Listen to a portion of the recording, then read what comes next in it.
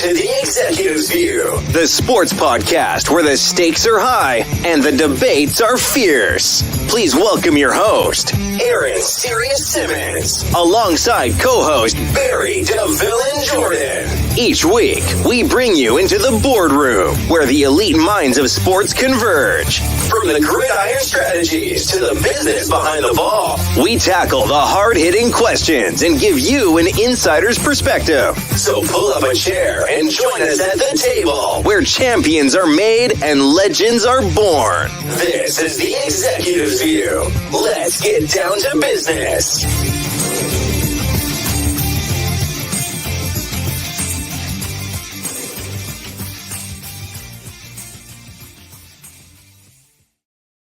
What's going on, everybody? Welcome to the Executive View, the view from on top. I'm your host, Aaron Sirius Simmons, and you guys know I don't do this by myself, man. I got a slew of brothers with me. We got a lot to talk about, so I'm gonna get these guys in here one by one. My co-host, man, Barry DeVille Jordan. What's going on, my guy? How we doing this evening, sir? Super villain in the house, man. It's been a busy week, man. I can't even breathe. I gotta fill me with no hands, please. This is a busy week, man. What's going on, brother? What's going on, man? Pleasure to hear from you, man. This week has been insane. I know you got some family in time, so I'm gonna let you get in and get out. Chandler's in the building, man. CK, what's going on, my guy? How we doing, sir? I'm hanging in, man. I'm hanging in. It's good to see you guys. So it's a lot this week, but I'm hanging in there. Man, that's awesome, man. You always know we got your back, man. Give us a call and all that sort of stuff. LG's in the building. What's going on, my guy? How we doing, sir? Yo, what's good, man? I'm back, man. I missed last week. I had to go check out Wembley in person, man. You know, it was a good game. Rockets did their thing, man, you know, but I had to see that. I had to see that 7-4 brother in person. Yes, sir. Yes, sir. No stranger to the programs. Black Zach, Steve Lazar sipping on something. What's going on, my guy? How we doing, sir? Part of the reason why I'm late, having a little bit too much sippy sip, doing some show prep for the show. But other than that, man, let's get into it, man. It's a lot to get to. Definitely, man. I'm not gonna waste anybody's time, man. I wanted to start, kind of where the week kicked off for us. We had the SEC championship game being played on Sunday, LSU versus South Carolina. And let's just say things got a little spicy late in the fourth quarter, which in my opinion ruined a pretty good basketball game. I felt that both of these teams were really competing. LSU came back and made it a respectable game. And then the melee started. Steve, you the one that, broke this story to us in the group chat. So I'm gonna let you lead off here, man. What in the world did you think of what took place in that ball game late in the fourth quarter? So, like you said, this was a amazing game between two amazing teams. The first game early in the season, the game in Baton Rouge was fantastic, and you had Angel Reese falling out of that game, and so the tension is there. It's there. It's like, and I was just joking. I mentioned on the show, I was like, oh man, I have to get LSU South Carolina, one more time. I didn't think this was going to happen. I don't think anybody thought this was going to happen. But I watched that whole game. It's like I watched the game. I was locked in on that game. It's like I cleared my whole afternoon to watch it. So it's just like as I'm watching it, you can just feel the intensity building. You could just that game was a powder keg, and then finally, Flau'jae Johnson, put a match to it. And then Cardoso, reacts, and then Johnson's brother tries to come out of the stands. People coming off the bench. The police are the police. You know what? Look, people like to give the police a hard time. You know what I'm saying? The police and the security in Greenville, they did a hell of a job getting what could have been really, really ugly, together very quickly. And then I'll commend the coaches and, one of the coaches for, being, responsible and taking responsibility for an ugly scene on Sunday. But it's a shame because we were just talking about like how more eyes are on the women's game more these days. And this is now, I won't say it's a black eye. I mean, it's like, I hope this doesn't deter people from watching. But you know how it is. You know, controversy sells. This might get people to start watching women's basketball now. You know, so it's kind of like, you know, it's a catch-22. You know, between Caitlin Clark and this and everything like that, more people are going to be watching the women's tournament. More people are going to be making brackets, which brings more eyes and brings more dollars to women's basketball. I don't like it in this way. What can I say about Kim Mulkey and Dawn Staley? Two opposite ends of the spectrum. You know, it's just, you know, Dawn Staley once again proving why she is just one of the best coaches in sport. Male or female, doesn't matter. You know, it's like she took responsibility for what was an ugly scene, and she's like, you know what, we're better than this. And like I said, like in our little group chat, it's like I'm sure she dropped the bomb like Funk Flex on them girls when she got in the locker room. You know, right. so then you go across the hallway to the LSU locker room, and Kim Mulkey's like, oh well, you should have pushed Angel Reese. I would have liked to see if you would have did this and did that and whatever like that. And it's just like, Kim Mulkey reminds me, she is just like, look, I'm not a big Kim Mulkey guy, you know, and I see a lot of people, and I had a conversation with a friend of mine who is an LSU grad, and he was like, hey, she's like Kanye West. Sometimes you got to separate the art from the artist, the coach from the person. Kim Mulkey is not a great person, I don't think. She's a hell of a coach, fantastic coach. You know, but she says these things, she does these things. It's like I could talk all night about just like things she did at Baylor, you know, how she kind of like tried to keep Brittany Griner's like, you know, orientation on the hush hush because Baylor's like a religious school and stuff like that, and her own views. So I could talk about how much I don't like Kim Mulkey all night, but I'll keep it short and simple. And I just say bad look for women's basketball. But it got people talking about women's basketball. We're leading the show off with women's basketball, you know. And so like I'm looking forward to this tournament. LSU in South Carolina will more than likely probably meet again down the line. Probably, you know, just I want the bracket makers, and this will be my last thought on this. I want the bracket makers to put them on opposite sides of the bracket. So I don't want this game any earlier than in Cleveland. In the Final Four? Yeah. I don't want this game any earlier than National Semi in Cleveland at what used to be the Q, which is like Rocket Mortgage Fieldhouse Arena, whatever like that. So like that would be my one favor to ask of like whoever puts the women's bracket together, put them on opposite sides of the bracket to where the earliest we see this game is in Cleveland. Yeah. You know, it's funny you mentioned that, you know, all eyes are going to be on the women's game. You got Paige Beckers and UConn. You got the chick from Caitlin Clark in Iowa. You got these two teams. You got Juju at USC, man. Again, we talked about this last week and we talked about the week before. There's so many eyes on this women's game, and I'm all here for it. But we got to sit here and talk about the fallout. And again, Steve, you kind of let it off pretty eloquently. The two coaches on opposite sides of the spectrum with how they dealt with particular situation. Chandler, I'm gonna come to you, sir. I want to hear your position on it. You know, talk to me about the game. Talk to me about your position as the coaches kind of, you know, took different angles with this whole situation. Well, I'll get to that clown Kim Mulkey in a minute. Because she's a clown. She's a POS, actually. Yeah, I'm unfiltered tonight, people. That was an amazing game. Amazing. Okay? Yeah, it was. Here's the thing. We probably about the only show, if that fight hadn't happened, that still would have let off talking about that game. That's how good that game was. That's how good the players in that game was. Okay? Flau'jae Johnson, for Wiley, Raven Johnson, Hollywood Raven Johnson. Okay, Cardozo. All right. Yes, I'm saying, listen, there are better teams and players in women's NCAA than there are in the men's. You can't name 5 men's players. That's how good the women's game is right now. I dare anybody name me 5 men's players. I dare anybody to do it. You can't. You can't. Maybe you give me the kid Filipowski because he's tripping people and running over fans. Talking about, oh, God, they tried to attack me. Miss me with all of that. All right? This game was one for the ages. Okay? This is going to be a 30 for 30 without the fight. with the fight. It's a 30 for 30 next year. Okay.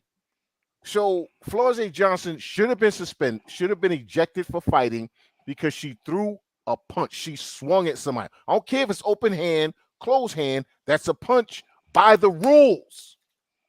By the rules. And of course, now the dog wants to act up because Sterling you got has hype. to do her thing. Yeah, she got to do her thing.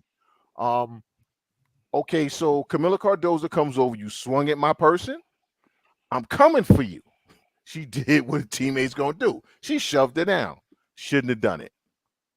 She shouldn't have done it. It was stupid in the moment. She wasn't thinking. Okay, fine. We have the brouhaha. What the hell is Flau'jae Johnson's brother thinking? Bruh. Who was you about to fight? Camila Cardozo? You about to swing on it? You got what the hell are you doing, man? Now you got charges coming. You ain't gonna get to see no more of your sister's games because you want. Oh, I'm gonna go protect myself. Man, sit your ass down. Okay, you try. What are you doing? So we get to the post game, right after everything is settled and everybody's out. Dawn Staley starts her post game interview, not the presser, the post game interview, saying, "I'm not gonna say I was an angel when I played. Things like this happen, but I want to apologize to the basketball community." Community. She said community. Because this is not how we want to represent ourselves. She then even took Flau'jae Johnson off the hook. She took her off the hook. That's not her player. She didn't have to do a thing. She had to give that player no grace. And she said, I talked to Flau'jae and she apologized. That's not who that girl is. That's not who that young woman is. She gave everybody grace. And then she said, we were wrong. I will apologize for my player's part. We shouldn't have done that. Now let's get to the clown. Kim Mulkey, who I have hated for a very long time. And I don't use the word hate very often. I hate that woman. I hate everything about her. See, there are some coaches, I'll say Bobby Knight, they weren't great people, but they cared about their players. Kim Mulkey don't give a damn about her players. You know how I know that? Because she told players to hide their sexuality. Because when everybody else at Baylor University wanted to retire Brittany Griner's jersey, and they had the ceremony, and people from all over sent little video tributes. You know, the one person didn't say a peep, didn't put out nothing on X, Twitter, whatever the hell you want to call it, no kind of statement, no video, nothing. It was Kim Mulkey. Who was the player that was responsible for Kim Mulkey's first national championship? Brittany Griner. That would be Brittany Griner. And you didn't have enough class to just say, hey, congratulations. I wish Camila had a push. I wanted to let them fight. What? See, this is the height of, and yes, I'm going to go here. This is the height of white privilege with Kim Mulkey. This is the epitome of white privilege. This is a woman who defended the coach, who tried to hide the fact that his player killed another player. I ain't forgot about that. A lot of people have. I haven't. This is the woman who defended the football coach, who tried to hide the fact that his players were sexually assaulting students on the campus, not other athletes, students on the campus. This is the woman who said, I don't give a damn if they got COVID. Let them play in the Final Four. I don't care if they die. I can't separate the art from the artist when it comes to Kim Mulkey. You're a terrible person. You're a terrible coach. You've been lucky to have great players. You're Phil Jackson with a worse attitude. That's all I got for y'all. I can respect it, man. I can respect it. I hope you didn't expect anything less from Chandler, man. He came with something to say. Larry, talk to me, my guy. You know what I'm saying? You was in the group thread with the rest of us when this thing popped off. I mean, talk about the game and what you saw from both teams, but obviously, you know, say what you got to say about the difference of coaches between Dawn Staley and Kim Mulkey, man. Man, I'm gonna just say, man, Dawn Staley is class personified. That's all you can say. I mean, that's all you can attach to her. I caught, you know, right before the fight started, chimed in on it, so I didn't catch the majority of the game. I know you guys have heard me say it before. I'm gonna say it again. I blame the parents. I always bring it up, and I say that you got to look at the product from where they came from. Everybody's a product of their environment. This thing started with Flau'jae Johnson. She started it. She initially fouled on the breakaway, but she could have let that breakaway go. I know it was a tight game, but she started that. She initially pushed the first girl and then threw the punch. And then when Cardoso came in and pushed her to the ground, she was only defending and reacting to what she had already done. She started all of this, and then your coach come on and don't even hold you accountable because you're the main catalyst for all of this started. From the beginning to the end of the melee, she was at the center of it. And for her brother to sit up there and jump over to basically go and get into a fight with women, what does that say about your parents? What does that say about your parents of you and your sister, to where one, your sister caused the melee, but then secondly, your brother is willing to jump from the stands to fight women. Women. That's what I'm gonna say about it. Now, when it comes to Mulkey, I mean, I'm gonna keep it short and sweet and simple. I mean, you gotta say stuff. You gotta draw attention to yourself, because at the end of the day, you're not Gino, you're not Pat Summitt, and you're definitely not Kim. So at the end of the day, you have to draw that attention to yourself, because you are who you want to be, and you got to draw something to make yourself be seen. So I'll put it like that. I'm not gonna even give her any other credit other than that. I can respect it, man. I can respect it. Villain, my guy, I know where you're gonna go with this. I've known you for too long, man. Do what you gotta do, man. This is wild. This is wild. Talk to me, man. Yeah, I mean, I echo everybody's sentiments, right? Like, first of all, it was a great game. I caught the second half. I was running around, so but I was flipping back and forth, and then when I got the message, and I'm like, what happened? And then I saw the replay, and then I was just shocked as anybody. For such a big game to not end, but really kind of be marred in that kind of melee was unfortunate. Shout out to the security guards that really kept control of the situation, because it could have got out of hand with that kid jumping in the stands, right? Jumping out of the stands to protect his sister. I get it, but this isn't an AAU. This ain't a youth game, man. Like these dudes, this generation in general, and I'm gonna say I really don't give a damn, right? Like they have the rules messed up. Like, you really think you that somebody that you could jump into the court and start a fight? Like, this ain't I was thinking about the Tupac movie Above the Rim. This ain't above the rim, my guy. You know what I mean? Like, that's not how we do it. Yo, handle your business. You know what I mean? Like, that's not how we do things, man. So shout out to the security guards. It could have got really bad, like melee at the palace kind of thing. Like, you know what I mean? Malice at the palace. So shout out to that. But listen, if Dawn Staley had said what Kim had said, it would have been over. All right, they would have hung her out to dry. They would have nailed her to the cross. All right, like let's be 100% on this, right? If she had said what Kim had said, there's no question in my mind that Dawn Staley would still be talked about today, even with the big free agency period going on right now.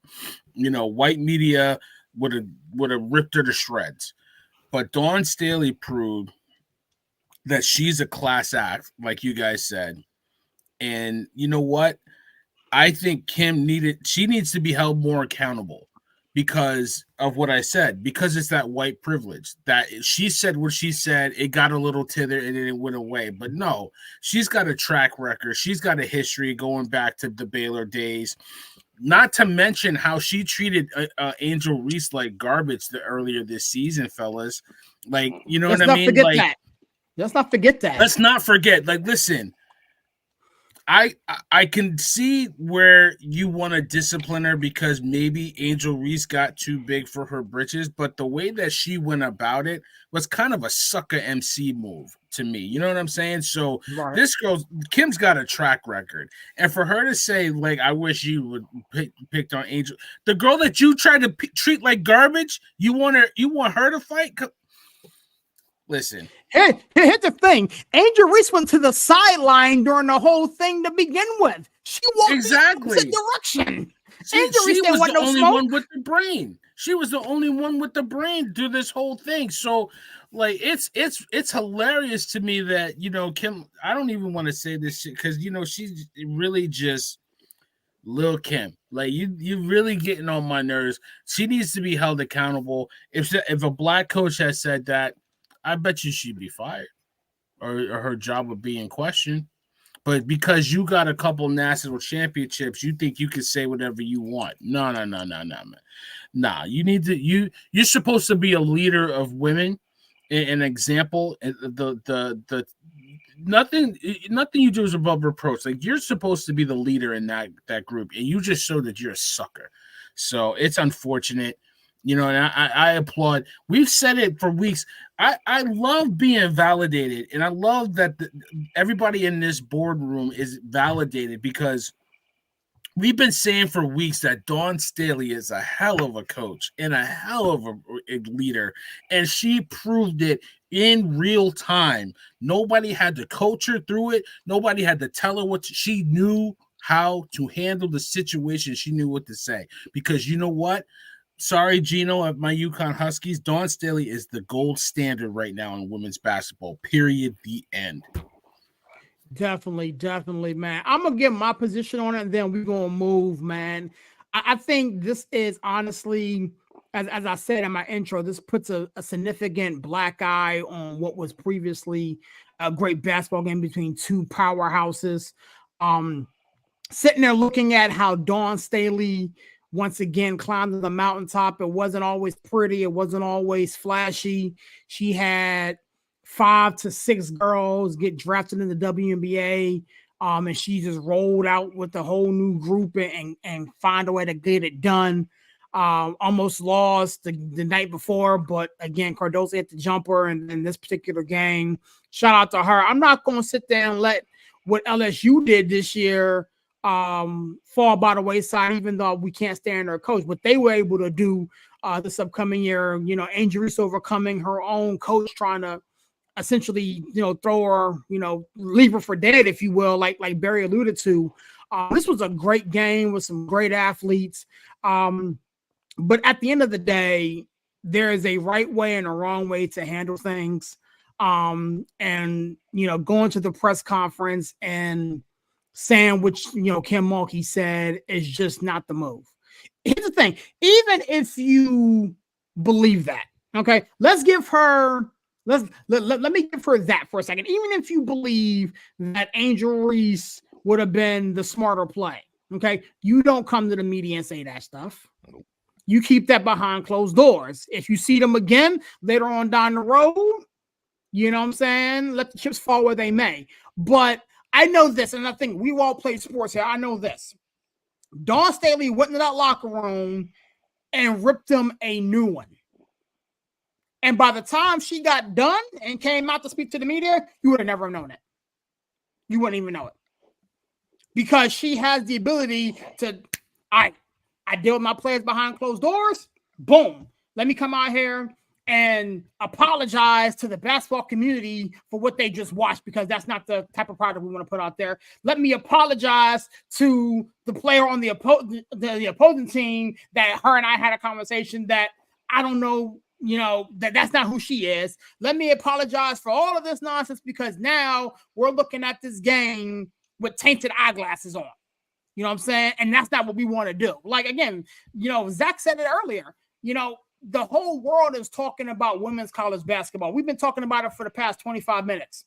No other show is talking about women's college basketball.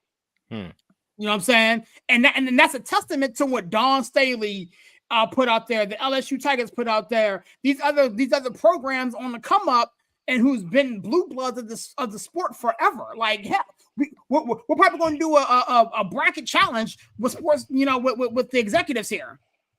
You know what I'm saying? Because it's going to be fun to do, because we now got girls who are balling. And so I'm not going to give any more airtime to the other coach. You know what I'm saying? She knows what she did. I do feel as though she needs to be held accountable for what she did. And I'm going to be sitting here watching how the NCAA deals with this, because, again, whether you believe it or not, you are a leader of women. And what you just did by saying what you just said was give fuel to a fire that could potentially come up later on down the road. If LSU and South Carolina meet each other in the Final Four, you mean to tell me there ain't going to be no punches thrown? You mean to tell me there's not going to be no, shoulders to the face? Let's not forget how the first game played out early on in the year. So this is the second time this year that these two teams have matched up and they came to blows. Second time. You know what I'm saying? So it is what it is, man. But if anybody got anything else to say on it, I'm going to let you guys talk, and then we're going to move until football. Chandler, talk to me, guy. I just got a palate. I got a palate cleanser for us. The Georgetown Lady Hoyas made it to the Big East championship game. Their coach, Tasha Butts, great college player, great college coach, played in the WNBA, passed away 6 months after she got the job. 6 months after she got the job, she passed away from breast cancer. Yeah. Her team took the moniker Tasha Tough.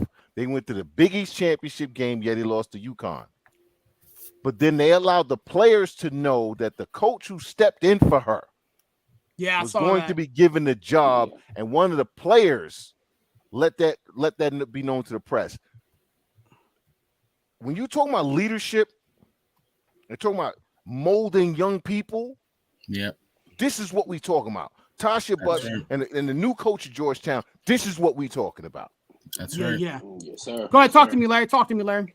Hey, I'm gonna just say this. Unlike Steve said, I personally, because like I said, if you look at the video, Flau'jae started all of this. That coach added more fuel to the fire. Everybody that came off that bench, suspend them all. Let you go in and play with players that literally played 3 minutes, and now you a 2 seed and you playing a 15. Let's see how good of a coach you are with all your star players suspended, and now you got to play against a seasoned 15 seed with people who haven't played all year. And let's see if you make it to that Final Four. Let's see if you make it to that second round. How good of a coach are you be able to win with players who ain't played all season? That's what I would go with. Don't reward them. Don't reward them for doing something that they shouldn't have been doing to begin with. Exactly. Yeah. Sometimes the good got to suffer with the bad, and that's just the fallout. Yep. I mean, I think one of them's going to get suspended for the first game. 116 matchup. But hey, that's you got to pay the cost. You know what I mean? Pay the cost to be the boss. And one other thing, switch it real fast on the men's.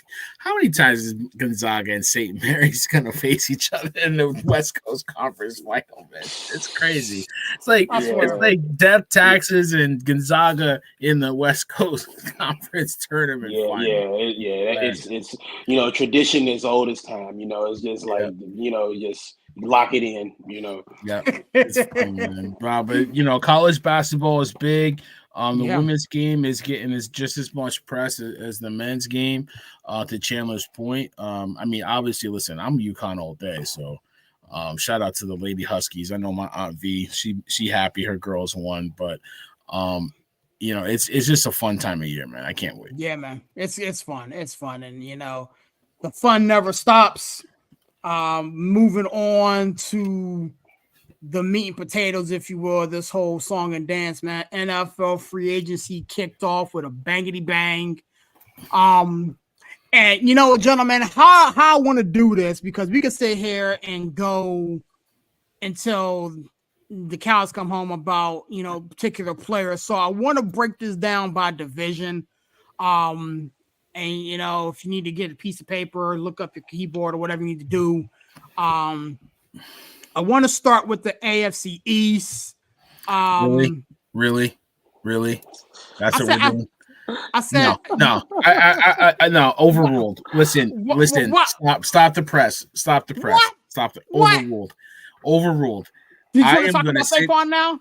You want to talk about Saquon? I need my 5 minutes to talk Right, about Saquon. I tell you what. I tell you what. Everybody else can I do tell you what they what. want to do. This I is tell what you the what. people want to know. Serious. I tell you what. This is what we're gonna do. This is what we're gonna do, villain.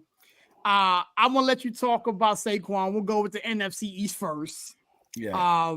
Let's talk about the AFC. Nobody gives a goddamn Saquon Barkley. Whoa, not too whoa. much on the AFC South, villain. But I mean, but seriously, like you trying to tease me. I'm going alphabetically. You trying to tease me, man? Listen. Let me go ahead, Serious. Go ahead. You know what? Hit the deal, villain. You know what I'm saying? We'll talk about the NFC East. The Dallas Cowboys done nothing. Giants, talk to me, man. Listen, all right, listen. I can talk about the Giants, but listen, Saquon Barkley, right? Everybody thinks I'm gonna go crazy, right? And it's not. It's my nature, but I'm at my age. Chandler has been a good influence on me, you know, for the most part. And cooler heads have prevailed. At first, listen, it hurts, but that Saquon Barkley is going from the Giants to our rival. And then I heard people on the radio stupid. He could have gone to the Cowboys. I wouldn't have been. Listen, rival is a rival. But I'm old enough to remember when I was about 9-10 years old, when Mark Rivera was on the Giants and he played for the Eagles. I'm old enough to remember that. Okay, I know that Brett Favre went from the Packers to the Vikings, right? I know Jerry Rice went from the 49ers to the Raiders, all right? That's almost – they barely play if I'm not wrong, they don't play in the preseason anymore because that rivalry is so bad. It got so heated, like because of the fans of the Bay Area, right? So it's not unusual for a player to go to a direct rival. Listen, Saquon Barkley was not getting his money in New York. That was abundantly clear. The Giants did him a favor by not franchising him. They didn't want to do it. They weren't going to pay it. This is basically Saquon got the money that he asked for last year from the Eagles. And the Eagles, I don't want to say we're dumb enough to pay it, but let's put it in perspective. You're paying $12 million for a player that hasn't been healthy his whole career. Let's be honest, right? If I gave you the two stats, right, of Devin Singletary and Saquon Barkley, the difference of their stats is about 64 yards last year. One's getting paid $12 million. The other one's getting paid $5 million. You think the Giants did the right thing? Okay, maybe not. It's the Giants weren't going to pay a premium for that position. The running back doesn't make the line better. The line makes the running back better. Our line is garbage. They had to fix that. They had other needs that they addressed. And I think transitioning from that, the Giants so far in free agency have done a heck of a job, in my opinion. I mean, today was a little bit, filling a little gaps here, but you traded for a really good defensive end who the Panthers basically had to give away. The Panthers, the GM should be fired because they had a better deal 2 years ago and didn't take it. They could have got 2 first-round picks for this kid. They kept him in-house, franchised him, couldn't get a deal done, and then traded him for lesser value. The Giants traded him away for a player for Leonard Williams' draft picks that they had no intention of re-signing at all. So the Giants basically just got Burns and paid him his money. Brilliant job by Joe Shane. I mean, they got John Runyon, a guard. They needed a guard. They got another offensive lineman that they needed. So, I mean, the Giants, I think, have had a really good free agency. Losing Xavier McKinney hurts. But I wouldn't pay him $17 million. They had other needs. You know what I mean? You could probably fill that gap at safety, even though he's the best cover, one of the better cover safeties in the league. You take that $17 million and you put it somewhere else. Long story short, I wish Saquon came back. But I logically, you don't pay the running back. It didn't make sense to bring him back. I'm not mad at you. I'm not going to burn my Saquon jerseys upstairs. I'm not going to do it. I'm not going to be an irrational fan. I'm just going to tell you, thanks for the memories. Have a good career. Have a good. So you, not so you're against so, the Giants. so you're not doing the Tiki Barber thing. Tiki Barber. It's funny because he said it in jest, right? It wasn't that serious when he said it. It was kind of like, you're dead to me. It's like it was a joke, but Saquon took it seriously, which means like he's probably been hearing something on his side and it probably boiled over. But Tiki, I mean, nobody listens to the fan. Chandler's in New York. Nobody listens to the fan anymore. Nobody gives a damn what they say. They're garbage. So, but Tiki's not even welcome in MetLife Stadium. You know what I mean? This is the guy that got tired of getting beat up, quit, and then to get his clout on NBC, talk shit about Eli Manning. You know what I mean? That's who we're leaning on. Give me a break. So, I mean, a lot of Giants fans are stupid and they want to burn his jersey and get mad and say, well, how can you go there? It's a business, man. It's a business. When you understand that it's a business and F your feelings, because the Giants didn't give a damn about Saquon. They could have gave him his money last year. They didn't give a damn. You know what I mean? It's a business. Get your money. You know what I mean? Like, you guys wouldn't take a pay cut to stay at your job so somebody else can get hired, right? No, you want your money. So what's wrong with Saquon getting his money? It just happened to be the Eagles. Yeah, that's gonna be a tough pill to swallow. I mean, I think we sitting here all knew. I'll let the other gentleman speak here in a second. I think we all knew that Saquon wasn't going to be in New York next year. We knew. Yeah. Everything that we were hearing, that I was hearing, I'm sure you were hearing the same thing, was that it was either going to be one of the two teams in the division or Houston. Right. I thought that it'd either be Dallas, Philly, or Houston. And when I don't think Baltimore, because Baltimore has been all in on Derrick Henry and they got him today. We'll talk about the AFC North here in a second. For $8 million. But yeah, again, insane. But I don't understand why Giants fans that I've seen outside of yourself, and I mean Miss Adriana's pretty level-headed with it. But Giants fans are pissed. And not so much mad at the fact that, you know, he's at the Eagles. It's mad at the fact that y'all could have got this deal done before. And that's the thing that I think most Giants fans are struggling with understanding. Like, again, most people understand this is a business. You know what I'm saying? Patrick Queen just left Baltimore, signed with Pittsburgh. More money. It's a business. But Absolutely. Ultimately, that was a great signing too. That was a great signing. Again, it is what it is. Khan is doing his thing, that's all I'm gonna say. Yeah. But for Saquon and the New York Giants, it just made sense. You know what, Chandler, talk to me, my guy.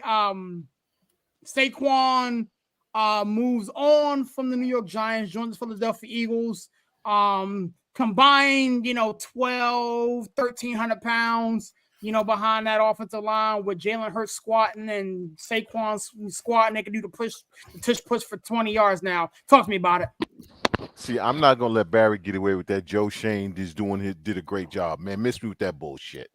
Why you say that? Miss me with that bullshit. Okay. Why? Here's the piece. Joe Shane, see, the Rooney Maras, whatever the hell they call themselves now, the ownership group, they normally let the GM do their job. They don't meddle, unlike, say, Jerry Jones, David Tepper, and some other people. So last year, they let the GM do what he thought was right.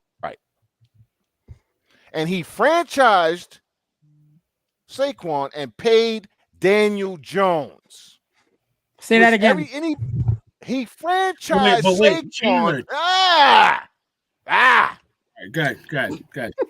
He franchised Saquon and paid Daniel Jones, which anybody that's even walked past the screen with a football game on knew was stupid. Okay? So this year, ownership said, and this is what I believe, I don't know this, I ain't got sources like these other people claim, I'm not in the know, I'm not connected. I'm just a smart guy. Well, whose brain is broken, but whatever.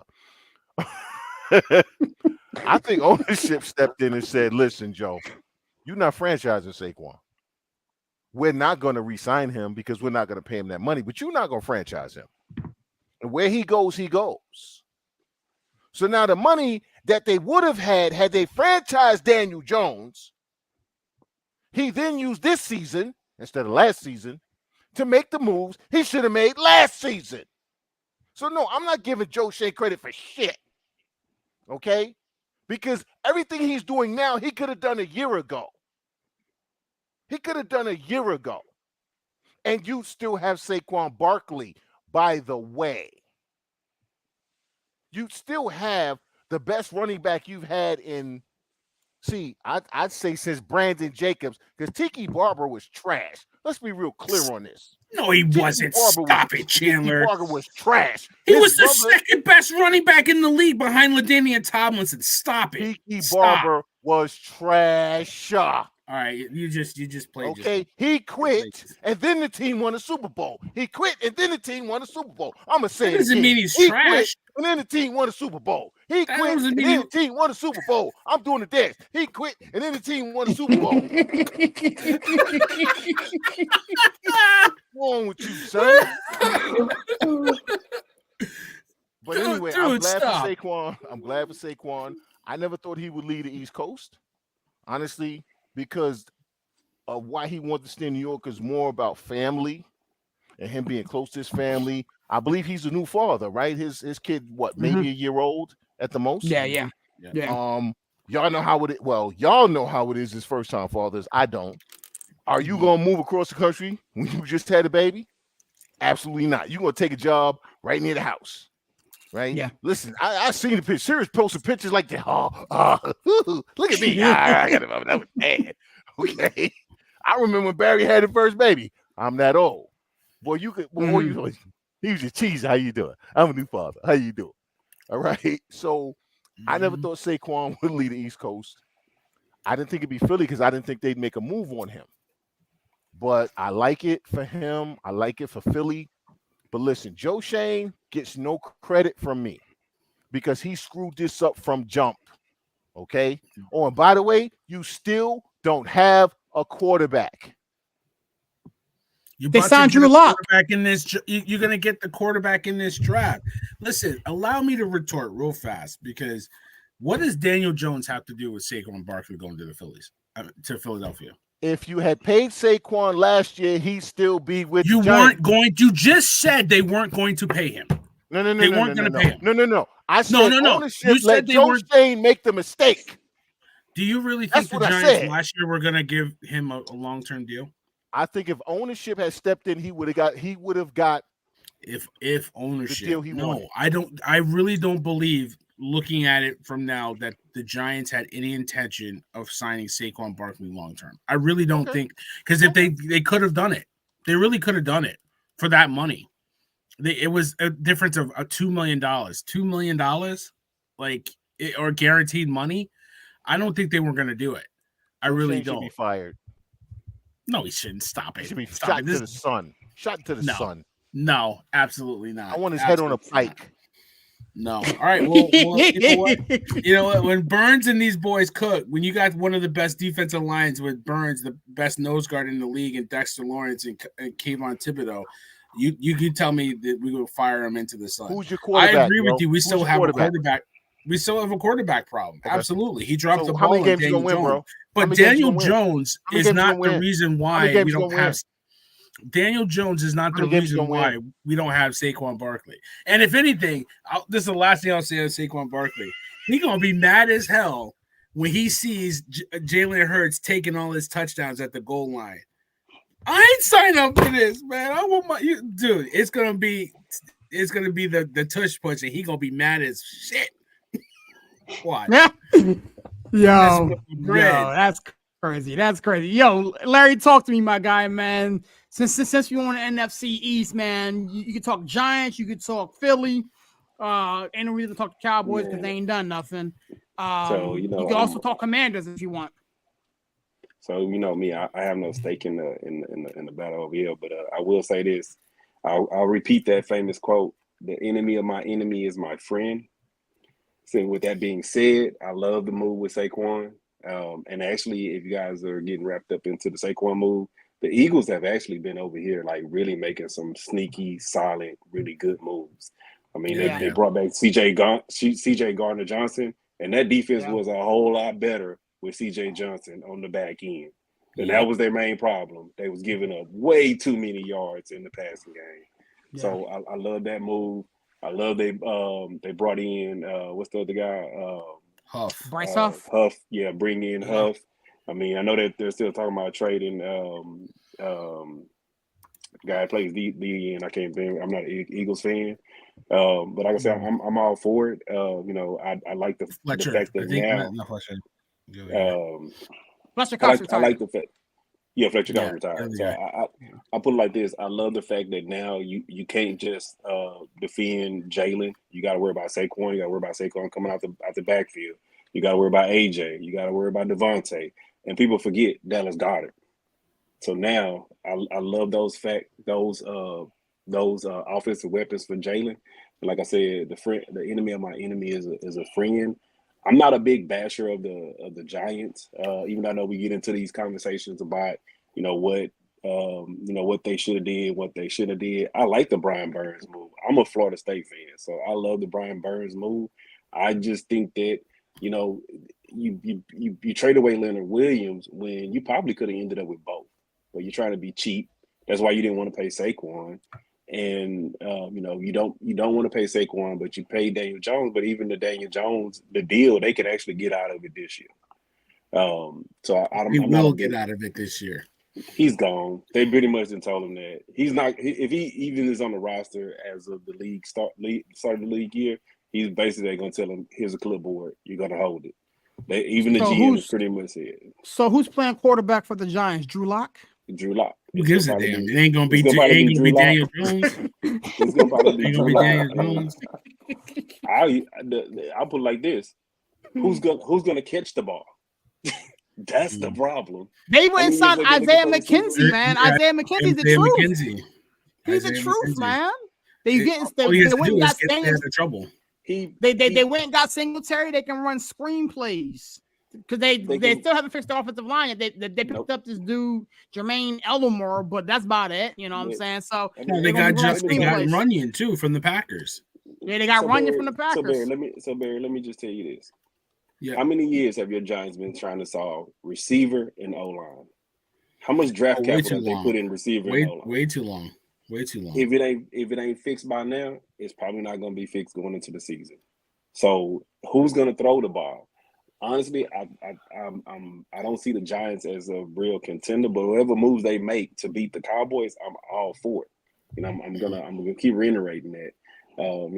Even the Commanders have actually made some smart moves. I thought they were gonna be a bigger bash because they had so much cap space. I even said it. Mm-hmm.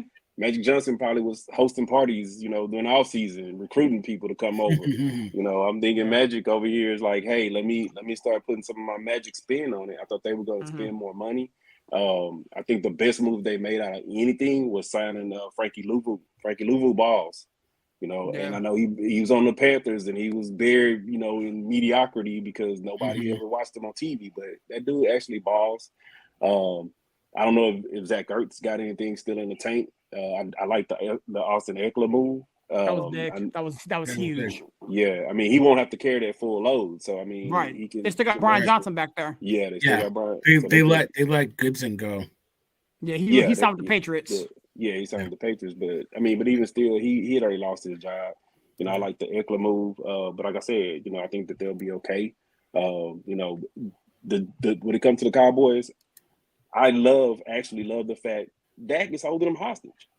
Dak is adamant about getting his money. He has a $60 million cap hit. $60 million.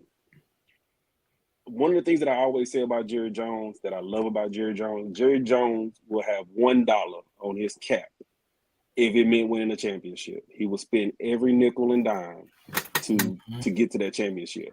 But the fact that Dak is holding a $60 million cap hit, he can't do anything. He's sitting here watching everybody else get better, and I know it's probably killing him, probably burning a hole in his pocket, that Dak is not budging. And Dak is what's holding them up. They can't make no deals with I'm having a brain lapse tonight, fellas. I'm sorry about that. But they can't make no deal with Lamb. They can't make no deal with Micah until they sure up Dak, because Dak has a no tag clause and a $60 million cap hit. So I'm loving it. I want to see what's going to happen when the Cowboys don't have no right side of the line, no running back, nobody who can stop the run. Deuce Vaughn is a start running back right now. Huh? Deuce Vaughn is just start running back right now. Yeah, with no line, and then you gotta defend Jalen with Saquon and that offensive line. Yeah, so I want to see that. I want to see that happen. But yeah, I love the fact that Dak is holding them hostage and they just sitting back. Yeah, man. You know what's funny? You know what's funny, LJ and Sirius, that they complained that they had no running game because the offensive line was a mess last year. They're about to lose Taylor. They lost their center, and they lost Pollard. Yep. Like the Cowboys are a mess. They're a mess. Dak's gonna probably be running for his life, just trying to throw something up to CD. and then to top it all off, his brother won't shut his damn mouth. No, his brother's mad. Yeah, his brother's making it worse. Honestly, I think that his brother is only reiterating what Dak is telling him to say. I think even still, think about it. Think about it. The first negotiation. What was the problem? Dak wasn't budging. Dak wanted his money. It went all the way damn near to training camp. What's happening right now? Dak wants his money. Dak ain't budging. You trying to tell me that you got this many holes in your team? The problem with the Cowboys, they couldn't stop the line. It's been a lot of D-line linebackers, like you said. Queen just went to the Steelers. They could have got the help that they needed, but Dak is adamant about getting his money, and he's not budging. But he's ultimately hurting the whole team. No, he's not. Jerry Jones is hurting the team because we said this 4 years ago. 4 years ago. Remember the series? Remember Barry? When we went on a show, Sports City Chefs, and we said, sign Dak right now, offer him $30 million, and he would have signed it. 40 and they did. And he would have signed it. He would have signed it with crayons. This is what Jerry Jones sees. Jerry Jones wants all these black players to want. He the father I never had. I sure love Jerry. Jerry like my daddy. Dak said, I got a father. I got a mother. This is a business, son. This is a business. Okay, I don't need you to be my surrogate father. So no, I'm not gonna run around talking like Michael Irvin. I sure love Jerry. Jerry like my daddy. Okay. Well, you know what? The thing about that is that Jerry is one of the biggest snake oil salesmen. That's what I call him. Bam. You know, he gonna sell you that dream. He gonna tell you, hey, we going to the Super Bowl. Hey, where you see yourself in 5 years? Ain't that how that multi marketing people start? Where you see yourself in 5 years? But at the end of the day, like I said, I love the fact that Dak is holding them up. Dak is what's keeping them from getting what they need, and everybody else in the division is getting better. Like I said, the enemy of my enemy is my friend. That's all I'm saying. It's almost like though, and I'm sorry, Preppy. I want Zach to talk, but it's almost like they know they can't pay him because they don't want him, but they don't have any choice because there's no other option out there. It's like I have to pay this guy, but I don't want to pay this guy. You know what I mean? Like, it's like you go to work, you just sit in the parking lot and sit in your car, don't want to go in. It's 9:05. You know you got to go in, but you just don't want to go in. Like, They don't want to pay him because they don't want him. They know he's not. In January comes, Dak is gone. I already got my money. I'm good. What? Playoffs? Sorry, Steve. Sorry, Steve, but I had to say this because Barry brought it up. Dak is the black Kirk Cousins. The Vikings. No, think about it. Real talk. The Vikings. What are the quarterback options they had? They couldn't. They didn't have a high enough draft pick to draft someone. There was no free agent. So what you have to do? You have to pay Kirk Cousins. Yep. The Cowboys. You don't have a high enough draft pick. You don't have the capital to move up. There's no other free agents out there both That's right. times. So what do you got to do? You got to pay him. Dak, the black Kirk Cousins. You got to pay him, and I think that both of them too. They position themselves to where they know you can't replace me with a draft pick, and there's no free agents. So the only option you is to pay me. Yeah, black Kirk Cousins. Steve, talk to me, man. You've been quiet there for a minute. They've been crossing you up, man. Talk to me, man. How you feel about this whole New York Giant thing? And if you want to sign off about the NFC East, let me know. No, I'm having a great time listening to this conversation. It's just like, it's just, to be a fly on the wall on this conversation about the NFC East, like it's fantastic to me. You talk about Jerry Jones. Like, you ever see The Wolf of Wall Street? Where he's like, you know what? Mm-hmm. Sell me this pen. Yeah. No. Sell me this pen. Write your name down right here. And it's just funny that the Cowboys are in this predicament because it's just like they're America's team and the Star, and it's like, man, Larry, I think you've been up there. Like the Star, where the Cowboys practice, it is immaculate. It is a venue that like is unrivaled in the NFL, and that you're going to AT&T Stadium, which is a palace. And you have all this pomp and circumstance, yet I feel like Jerry Jones panicked. Like you guys said, Dak would have took a smaller deal, but he's like, we need a quarterback. Here, Dak, here's a bunch of money, and it's just, I feel like Jerry Jones panicked with that. And then now we see the Cowboys, with Deuce Vaughn, all ready to, run behind that offensive line, or what's left of it. I won't spend too much time on the Cowboys because, Cowboys, I don't really care.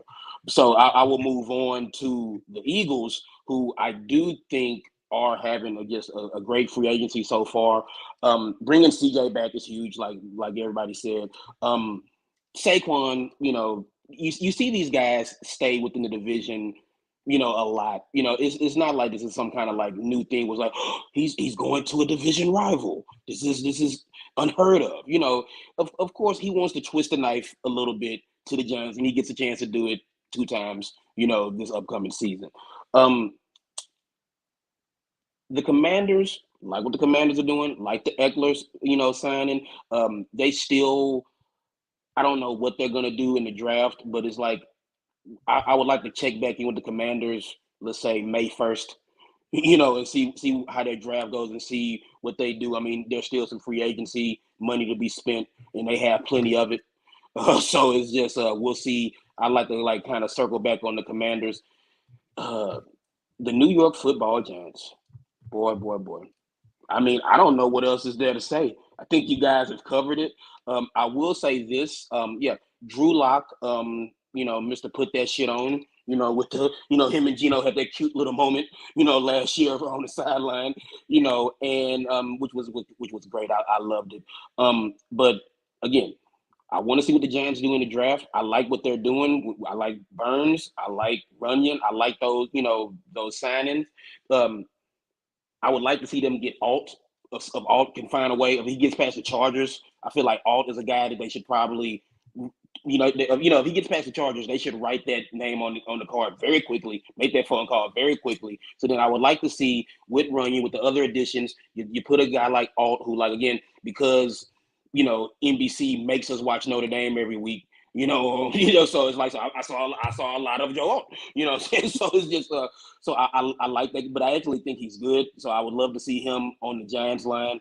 Zach, real quick, is the offensive lineman for Michigan that broke his leg in the game against Ohio State, is he eligible to be drafted, or is he going back for another year? I'm not sure. I have to check on that. I'll let you know. I'm not sure. He's a stud. No, that kid's a stud too. But the thing with the Giants is this is a team in transition. I don't think anybody, the most diehard Giants fan can see that this is a team in transition, and this is going to be kind of like a bridge year. Again, it's like Daniel Jones is gone. You bring in a guy like Drew Lock. You bring in Singletary, which as a Texans fan is like, I was sad to see him go. But we'll talk later about his replacement, which I'm very happy that who they got to replace him, but it's just the Giants are one of these teams where, sometimes you look at them and it's like, why aren't they better? They're the New York Giants. you know, you have you're in New York. You know, you have a beautiful stadium in MetLife. You think you would be able to attract more in. You It's know, not a beautiful stadium. no, All right. I am being sarcastic. Yes, I've been to MetLife Stadium. It is just a big metal circle in New Jersey. You know, but It's a metal toilet. Yeah, It's a metal toilet in big, the jail cell. it's a big it's just a big piece of metal in New Jersey. But like, I think the NFC East is a division that could be interesting because of just the Cowboys are kind of stagnant, and everybody else is kind of like improving. The Eagles are already good, you know, and now the other teams are kind of rising. Okay, so you have the Cowboys who are stuck in the mud. You have the Eagles who are getting better, or at least, you know, retooling and kind of reloading. And you have the Giants who are a team in transition. So the NFC East should be interesting this year, to say the least. Yeah, real quick. Everybody in that division got better, but the Cowboys. Everybody got better but the Cowboys. Everybody got better the Cowboys, man. Mm-hmm. Mm-hmm. Yeah. So, Hey, wanted to move say on. this. I didn't see it, but I don't know if y'all saw it about the Eagles. Like Steve said, they actually, I didn't even realize they signed. I don't want to mess his name up. Albert Overcomabum. How you say his name? The guy from Denver. He has a lot of talent. So that's another weapon you giving Jalen too. So that's a sneaky good move. Howie Roseman's a heck of a GM. You got to give him credit. He figures out a way. So, he always figures out a way. How he's one of the best in the business. Yeah, it's interesting to see what, you know, the Eagles do. I mean, for me, gentlemen, y'all done beat up the Eagles and the Giants. You guys know where I rest my head. I'm in the Commanders area. And honestly, I love what they're doing. You know what I'm saying? The only question mark for me was bringing in Marcus Mariota today. They signed him to a 1-year, $6 million deal. My question is why? Everything that I'm hearing coming out of the DMV is saying that they're going to potentially move Sam Howell. So we'll see what happens there. There is no doubt in my mind that at the second pick, they're going to draft a quarterback, whether it's, you know, Daniels or May or whatever it may be. A new quarterback is coming into the DMV to play quarterback. And so you got Sam Howell still under contract. You go out and draft Marcus Mariota. So we'll see what happens there. The signing that nobody mentioned was Colin Farrell, the guy who got drafted in the first round a couple years ago from the Raiders. And then he signed a 1-year, $3.7 million deal to come pair up with the rest of the Dallas Cowboy castaways that Dan Campbell has brought in here to kind of beef up the league worst defense. They also signed a kicker, Brandon McManus, formerly of the Denver Broncos. So this Washington Commanders team has been busy. Zach Ertz signed a couple weeks ago. We'll see if he makes the squad. I'm not sure how much left he's got in the tank, but this Commanders team is putting themselves together with a great offseason. I wanted to pivot really quickly before I start talking about my division and talk a little bit about what's going on right now in the NFC South. You know, you got Atlanta making some significant moves. You got the Panthers, before we jumped on air today, made another significant move, you know, getting Deontay Johnson from Pittsburgh. The Saints have been somewhat busy. And then the Tampa Bay Buccaneers, looks like they signed a bunch of their own, but those were key free agents that I felt as though they needed to bring back in the building. Steve, you went last round, so I'm gonna let you go first here. Atlanta, Carolina, Saints, and Buccaneers, man, talk to me, man. All right, I'm gonna say the Falcons for last. I'm gonna say that for last, and then I'm gonna work my way through the division. So the Bucs, I mean, I feel like the way Baker played last year, you had to re-sign him. You knew they were going to re-sign him. You got to keep guys in house. I mean, kudos on the Buccaneers for keeping the status quo and keeping things together. It's like, why would you break this up? You do what you do to try to keep that. You know, you keep Mike Evans. You keep everything the same and just try to recreate what you did last year and just get a little bit better. That's fine. I like what the Bucs did. nothing exciting. Just kind of keep things together, maintain, to continue it, just keep everything level. That's fine. Now, where things get interesting, we go down to New Orleans, and I just have no idea what the Saints are doing. I just Dennis Allen. I don't know what he's doing down there. I mean, it's just, the Saints are always in cap hell, and they cook the books better than any team I've ever seen in the history of sport. They always find a way to get a penny under the cap, and with Carr and things they're an aging team. They have a lot of veterans and they have a lot of things going on, and it's just like, I don't know what the Saints are doing. The Saints are a team that I wouldn't be shocked if they're picking in the top 5 next year. I don't see anything of note going on down in New Orleans. I don't see any kind of direction, and being from Houston, I know I got a lot of Saints fans in my inner circle and in my family, and it's just it's going to be a tough season for the Saints. I think a lot of people don't realize how tough of a season I think it's going to be for the Saints. The Panthers might win this division. I mean, if you're just looking now, it's look, they got Bryce Young some weapons and some protection. They signed a good linebacker. His name escapes me right now. They signed A'Shawn Robinson to help. Yeah. They signed A'Shawn Robinson to help on the line. They're supposed to be talking to Bryce Young, Chase Young tomorrow. Mm-hmm. So it's like that's somebody else. Dan Morgan in the front office, and I think it's more so his name was mentioned earlier.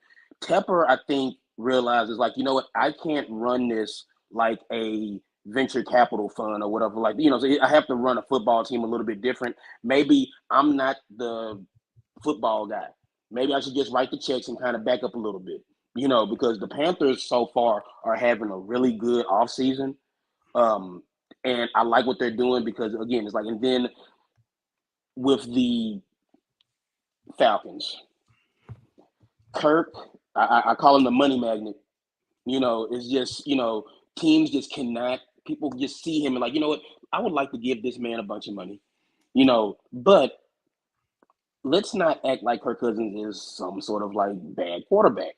We make fun of the whole, you like that, and he has all the ice and he's dancing and stuff like that. Whatever. Kirk Cousins is a good quarterback. I don't know why he gets paid so much money. I mean, over $400 million, I think, in guaranteed money in his career, which is crazy. But with London, with Pitts, with Bijan Robinson, with a better than most people realize offensive line, a defense that isn't terrible. The NFC South could be interesting as well, because I feel like the Falcons are in a position to where they can take this division. This division is for the taking. The NFC South is one of those weird divisions where it's for years, it's no team repeated as NFC South champs. And that might be something that might happen again this year. Because, right now, just looking at it, I like the Falcons a lot. I like what they're doing and what they're building. And we'll see what's going on in the NFC South, because, like I said, I might be speaking, out of turn, but I don't like what the Saints are doing. I do like what the Falcons and Panthers are doing, and the Bucs just kind of towed the line. They just kind of stayed the same. So, you make the playoffs and you stay the same. It's you can't, argue with the team staying the same, and then they make the playoffs. So we'll see what the NFC South is like. It's a division that could produce another, whoever gets the 10 wins first wins the division. 10 wins. I'm saying 7-6, maybe 9. But I digress. Larry, I'll come to you, sir. The Falcons have been busy. The Panthers have been exceptionally busy this offseason. The Saints, like my man Steve alluded to, don't know what the hell they're doing. They did manage to sign Matthew. Wooly Gay Jr. signed, and they signed their own linebacker in Demario Davis. And then the same thing with the Tampa Bay Buccaneers. They spent a lot of their money in-house with Baker, Mike Evans, Woodfield. But what say you, man? Anything of note that you want to talk about as this free agency period kind of kicks off with this division? Oh, man. So I'm kind of like Steve said, man, the Bucs just ran it back. The only thing that I didn't like about the Bucs was Baker Mayfield. I mean, I put it like this. To me, Baker Mayfield is decent. I think he gets more of a hype job than anything. But when you're looking at Baker, if I had Mike Evans and Kate Otten came out of nowhere and Godwin, then yeah, you have that mediocre quarterback who looks like he's a little bit better than being mediocre now. You know, of course, you know, I'll be honest with you, Mike Evans saved him on a lot of bad throws. Particularly that one, I think it was last year, where he overthrew him by like a mile and Mike Evans springboarded out of nowhere. But I think that's what got Baker Mayfield paid, and they're just like, let me run it back. You know, I'm not a big fan of Todd Bowles. I think Todd Bowles is a little bit overrated as well. You know, he wants to run the ball a gazillion times and hope that his defense can keep him in the game and win it, you know, at the end of the game. But, you know, it helped them to win the division last year. I don't see them winning it again. I will say this as far as the Saints, you know, like I said, my enemy is my friend. I don't know how they work this cap every year. I don't know. Maybe they put a little gumbo in it, put a little extra spice. I don't know. They throw in a little bit of, you know, sausage and some good roux or something, and they work their magic. But what I'm hearing now is that they're gonna have a whole bunch of cap casualties, and one of their cap casualties is looking like it's gonna be Kamara, because he has a really big cap hit. That's gonna be big, especially for an aging mediocre team. They really underperformed last year. You know, I thought they were gonna do better than what they did. Thought David Carr was gonna at least, you know, keep them in the race for the division, but David Carr was being David again. But yeah, now moving on to the Carolina Panthers. I like some of the moves. I mean, as a Niner fan, you know, Chase, he did a little bit underperform. I don't think he's back to 100 yet, coming off that ACL. But if they get Chase, I think that'll be a good move. I don't know how putting Deontay with a young quarterback, knowing some of the knucklehead things he was doing in Pittsburgh, how that's going to gel. You know, hopefully he gets with a good veteran. Can't think of the guy's name from Minnesota. Adam Thielen. Yeah, Adam Thielen. I hope Adam Thielen can teach him how to be a professional. That would be a good thing. You know, like I said, with them having such a young quarterback. Now, you know, Texans hit the jackpot with CJ. I don't think that anybody can deny that he actually had a better season than I'm having brain lapse today, fellas. Bryce Young. Then Bryce Young, yeah. I think Bryce, his biggest problem, he can't see over the line, but hopefully they can get a defense and keep him in the game. You know, we'll see how they go. As far as the factors, I mean, I'm loving it. I mean, you know, people are talking about, you know, the weapons that they already had in place, but under the radar, they signed Mooney, and everybody knows Mooney can stretch the field. Mooney can stretch the field, and he's going to open up a lot underneath for Kyle Pitts, for everybody. And I think that team is definitely can run the ball. Like you said, they got a really good offensive line. You know, 2 good running backs. They still sitting on a really high draft pick. I think that team is going to, you know, like I said, I think they're going to probably win that division this year. Don't take a lot to win in that division. You could be, hell, a couple of years ago, the Bucs was like 7-9 or something and won the division. Don't take a lot to win in that division. You know, and I the one thing I will say about Kirk Cousins, he's that, and I actually had this conversation with a couple of my friends. He's that quarterback. You ever seen that quarterback? He's not mediocre. He's not elite, but he's right in that middle. He's right where, you know, he's going to win you some games and throw for 4,000 yards and 30 touchdowns. And you might win the division, but when you get to that playoffs, then now you see where that elite quarterback comes in at. And that one that's right above right in that middle. He's in that what do you call it? He's in that sweet spot. He's in that mid-tier. He's in that mid-tier. Yeah. I call it the sweet spot. So he can still get paid.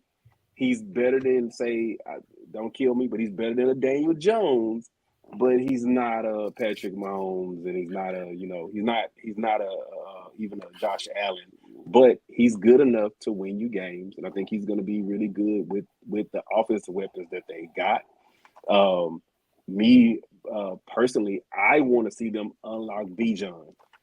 I hope that he can throw the ball enough to now Bijan can run wild.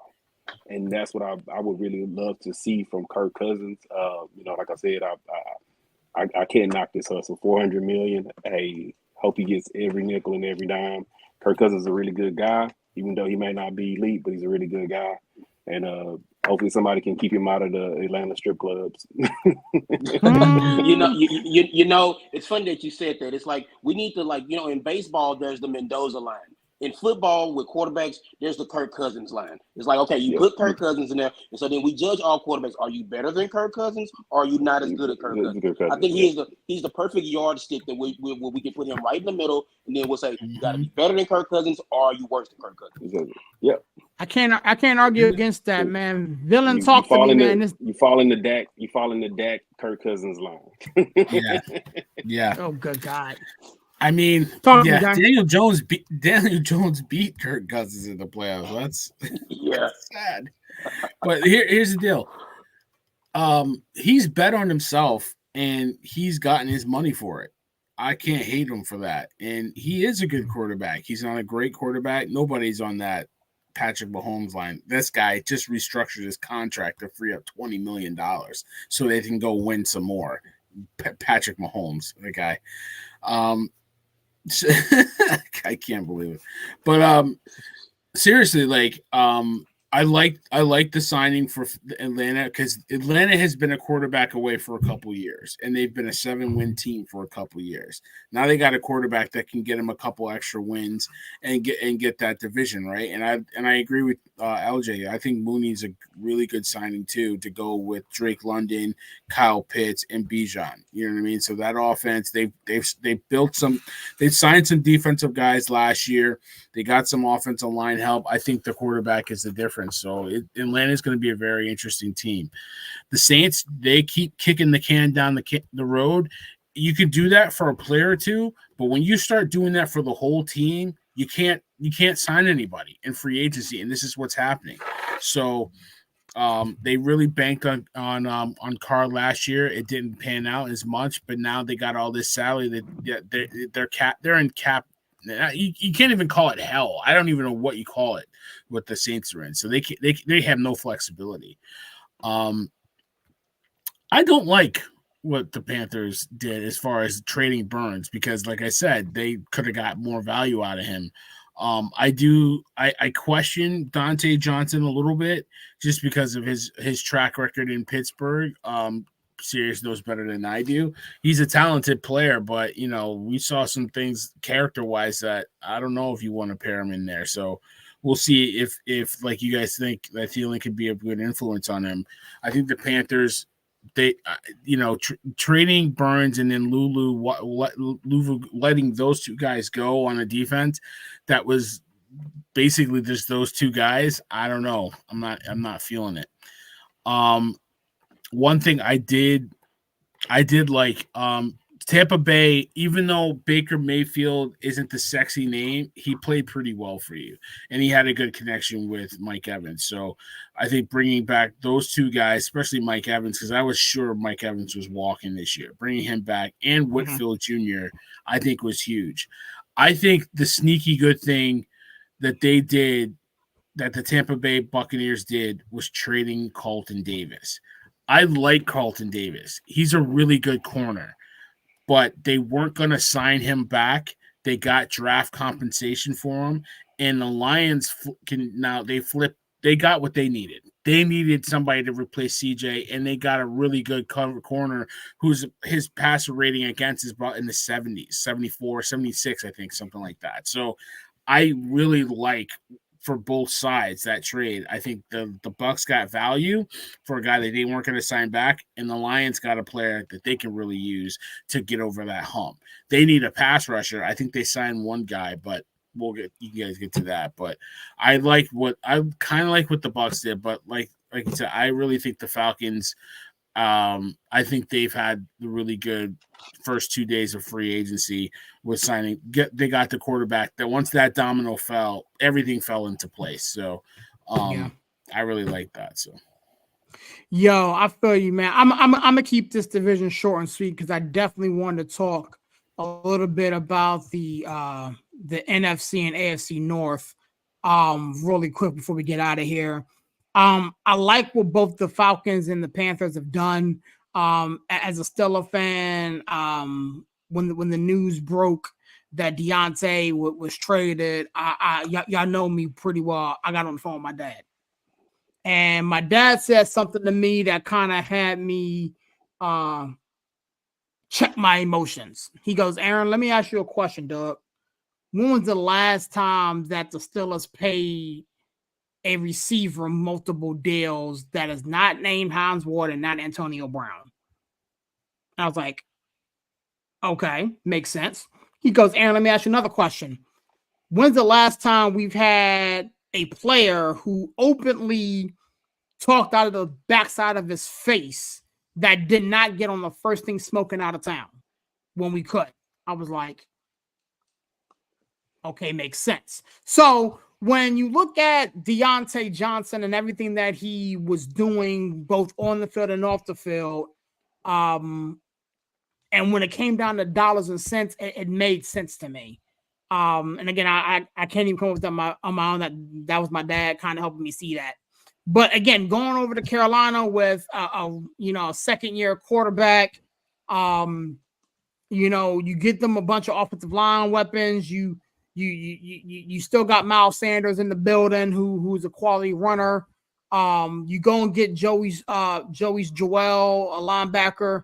The Carolina Panthers is going to be a tough out. I'm not going to say they're going to win the division because, in my opinion, I have a hard time basing, what the Atlanta Falcons did. I like what the Tampa Bay Buccaneers did. Again, you got Baker Mayfield in there. You managed to, again, re-sign Mike Evans. You shore up your secondary with Antoine Whitfield. So I like what this division is doing. They've been very, very busy. And outside of the Saints, I don't think they're done. I can still see some moves being made. Again, Darnell Mooney, who you alluded to, being signed from the Chicago Bears as another depth piece. He was also linked to potentially be going to Kansas City. It's going to be very interesting to see what in the world shakes out there. But with that being said, Chandler, I saved you for last because I kind of know where you're going with this. But talk to me about this NFC South, man. Okay, first of all, miss me with Kirk Cousins and the Atlanta Falcons suddenly being good. Last I checked, Kirk Cousins has won how many playoff games? How many playoff games has Kirk Cousins won, people? One more than me. I'm sorry, how many? One more than me. Okay. But let me ask you a question real quick. Let me ask you a question real quick. Go ahead, bro. How can you claim playoff loss on a quarterback when it's a collective statistic? Because you're giving him credit for everything else, but you don't want to give him the blame for the playoff loss. Because you're telling me, oh, they got Kirk Cousins, they gonna win the division. Well, guess what? If he gets the credit for winning the division, then he gets the credit for the playoff loss because it's the same exact team. Last I checked. Now, does he get a different team in the playoffs? Do they give him 52 other different guys? All I need to know. No, they don't. Okay. They don't. Okay, so if you good enough to win in the regular season, be good enough to win in the playoffs. But here's the piece. Kirk Cousins, let me stop. Raheem Morris. There you go. Raheem Morris. I was your champion, bro. Everybody said, why in the hell they hired him in Atlanta? And I stood up here with pom-poms, Raheem. Radio Raheem, right? I fought everybody on this panel over you, son.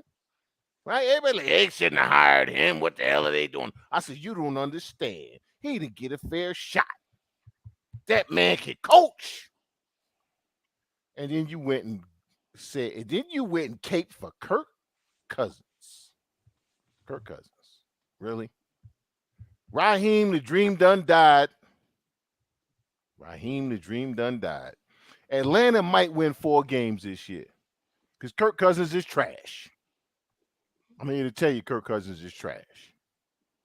I know you don't believe it, but he's trash. Now, let's talk about these weapons you claim he has. talk about these weapons. Drake London can't separate. Kyle Pitts, when's the last time he was open? Now, your two running backs are very good. But Kirk Cousins has had the opportunity to throw to Justin Jefferson, who is transcendent. There is not a transcendent offensive player on the Atlanta Falcons roster outside of the running backs. Ain't no transcendent wide receivers. Ain't no transcendent wide receivers on the Atlanta Falcons roster. Name one. I dare you. Oh, I'm sorry. Are there crickets in my house now? Okay. So, later for the Atlanta Falcons, later for Raheem No Dream Morris. You could have got Justin Fields. You chose Kirk Cousins. Listen, Kirk Cousins, I love the fact that you're getting your money, bro.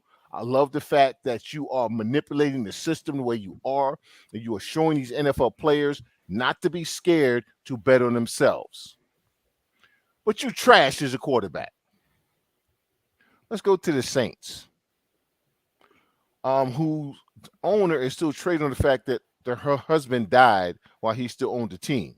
So they keep letting them manipulate the salary cap in ways that shouldn't even be damn manipulated. Oh, that Hurricane Katrina. They saved the city. They ain't save a damn thing.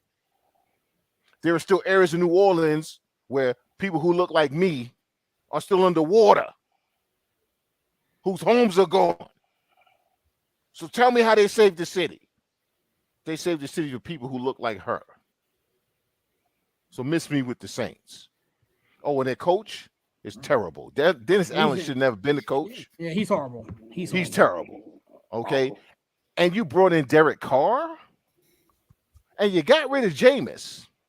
There was a reason Jameis Winston looked at the coach when the coach called that play in the last game of the season, last play, and he said, yeah, we're not doing that, son. We about to get my man a touchdown.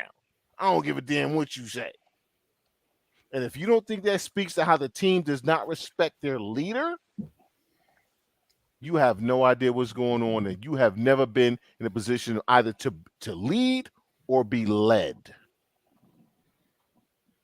So we got the Saints. We got somebody that just said, who the hell that was this Falcons. talking about?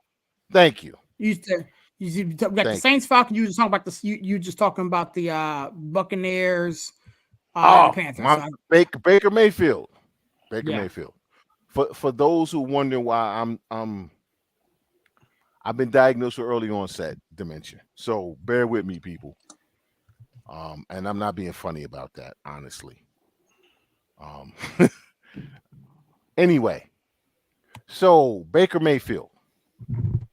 The last time Baker Mayfield got positive press, got a nice little contract, what happened the season after? He fell on his face. He fell on his face. This past season. He started reading his own storylines. This past season, when I said to you guys, Baker's about to be Baker, y'all said, no, man, he done changed, right? And I said he running his mouth. That was before the playoff game. What happened in the playoff game? They lost. Baker Mayfield and Todd Bowles can't help themselves. They can't appreciate good things. They can't have good things.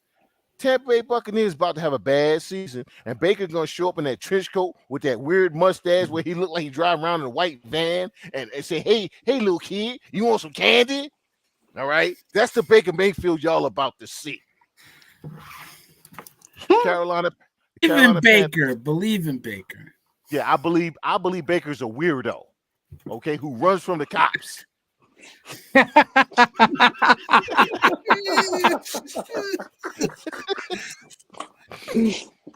Oh man! Don't you talk about my Amazon delivery man like that?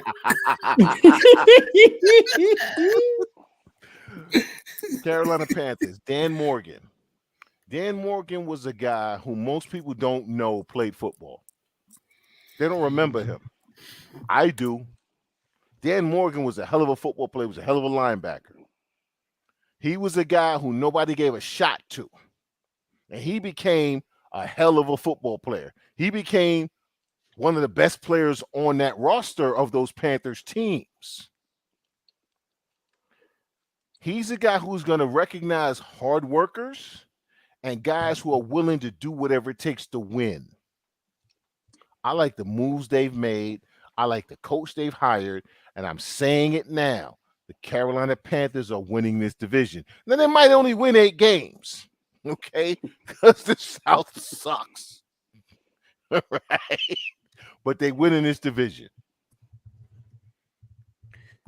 All right. I mean, hey, I gotta say one thing to Chandler. Bold statement. Chandler. Talk to me. I gotta say one thing to Chandler, bro. And I'm not even bragging.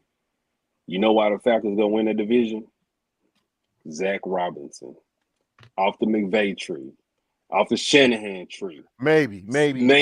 Stop that offense. Stop one of those Shanahan McVay offenses. It's gonna be weird. It's gonna be weird to see how it all shakes out. Honestly, I've never been one to double tap and co-sign on Kirk Cousins slander. I've watched the man play exceptionally well, but to each his or her own. We'll see. That's the beauty of the season, and we can sit back and watch it and come back. And this is all recorded, so I'm going to start playing some sound clips later on. With that being said, I hate talking about my division, so I'm a pivot real quick, and talk about arguably one of the biggest, the busiest divisions and during this free agent period, and that's this NFC North. The Bears have been silly busy. The Lions have been silly busy.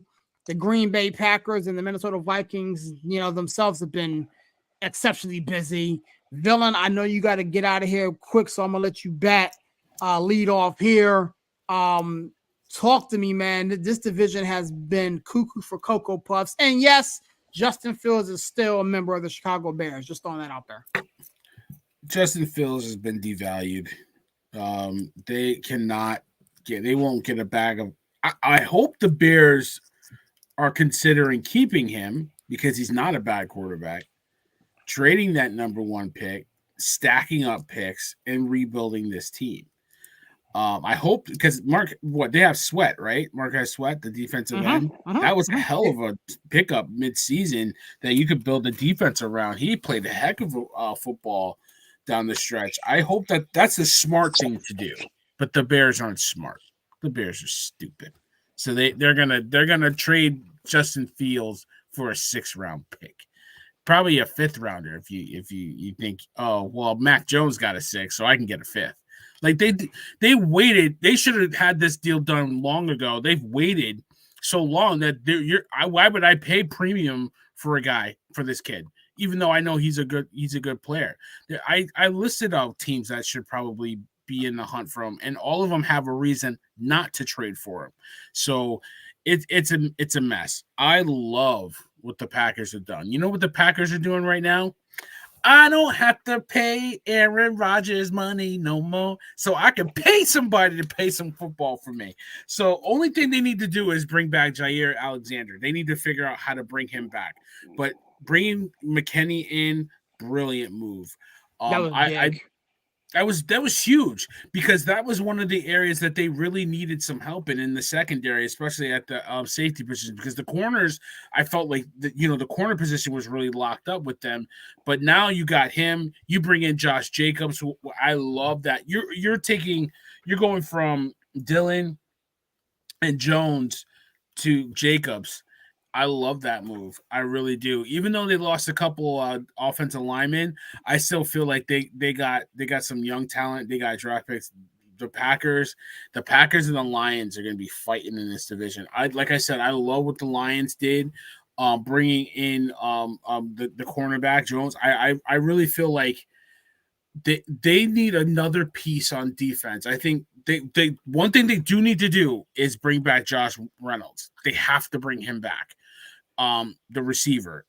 But I think offensively, I think they're pretty good, right? They got everything they need. They might need one more piece here, maybe one piece, little piece, but maybe some depth. But I feel like on defense is where they need to make some moves. Maybe a linebacker, definitely another edge rusher to go with Hutchinson. But shoring up the secondary was something that we talked about. I think they stopped the run. They let off a lot of passes. So I think bringing in a cornerback on a 1-year deal, let's go for it, all in, pushing the chips in. I think that was a brilliant move. And you know what? Sam Darnold. Why does this guy still get a job, man? How does this guy get a job? I mean, you know, everybody talking about everybody's talking about Kirk Cousins. Sam Darnold keeps getting work. Why? But I mean, I like the addition. I like the linebackers they brought in. I like bringing in Aaron Jones because I think they were missing that piece. Clearly missing that piece once Cook left. And just in general, I love the running backs getting signed. I think that the big winners in free agency the first 2 days is the running back room. So I think the Vikings added to that. You know what I mean? Sam Darnold getting a job makes me laugh. It makes me laugh. But I like bringing in Aaron Jones. I like this division. This is going to be a tough division. I think the Vikings are going to be on the bottom of this division. Well, the Bears will be at the bottom, but the Bears aren't going to be that bad. I think they're going to improve a little bit if they play their cards right. They got to play their cards. That's a lot of if for a team that hasn't done that yet, bro. It's like you're waiting for them to fail. You're waiting for them to screw this up because they have the number 1 pick and you're waiting for them to screw it up. So, I mean, the Bears did go out and get DeAndre Swift. I mean, again, a guy who, you know, it is what it is. Kevin Bird, who was also a member of the Philadelphia Eagles a season ago. Yep. So, I mean, the Bears are making some moves, but the move that they need to make, they have not done yet. They either need to trade out of that number 1 pick and keep Justin Fields and build around him. Now they need to go get a receiver because Darnell Mooney was one of their weapons that they no longer have. So case can be made, trade out of that pick, move down a pick or two, go get, you know, Marvin Harrison Jr., pair him with DJ Moore, Justin Fields, and boom. The Bears can make some noise here. Don't foresee that taking place. So again, the Bears are going to bear. So they're going to screw this up. The Detroit Lions have quietly been making some significant moves. You know, bringing in Marcus Davenport, formerly of the Minnesota Vikings, was huge. To add to that edge that you were talking about, villain, Carlton Davis, another guy that they got from the Buccaneers, along with some draft capital, is going to be big in that back end. A situation where their front 7 was solid last year. That back end got torched like the 4th of July. So bringing in, you know, they brought in 3 cornerbacks as of recording this. Carlton Davis, Emmanuel Mosley, and then Emmerich Robertson, if you will. A 2-year deal for him. So they made some moves. This Green Bay Packer team is loaded. I'm just gonna call it. I'm just gonna call it what it is. This Green Bay Packer team is loaded. I think they finally figured out how to work with the quarterback Jordan Love late in the year. You go out and get yourself a downhill 3-down back, and Josh Jacobs, who has something to prove. So I love that. They go out and get themselves. They re-sign their tight end, Tyler Davis, who I like a lot. Xavier McKinney, who we just spoke about previously. Signing a 4-year deal, $68 million. I like what this Packer team is doing, and as quiet as it's kept Minnesota, I think Sam Darnold is a placeholder. I don't foresee him starting any games. Perhaps again, you know, knock on wood, fingers crossed, Minnesota can get involved in some type of movement. They can move up and get one of these quarterbacks. They can give a team a call. Hey, Pittsburgh, what you want for Kenny Pickett, or you know, Chicago, what you want for Justin Fields, or whatever the case may be. I don't believe we go into next year in September and Sam Darnold is the QB1. I just have a hard time picturing that as a thing. So this division is going to be interesting to see how it all shakes out. You know, Steve, I throw it at you, my man. This NFC North has been busy since the start of tampering kicked off, man. What say you, my guy?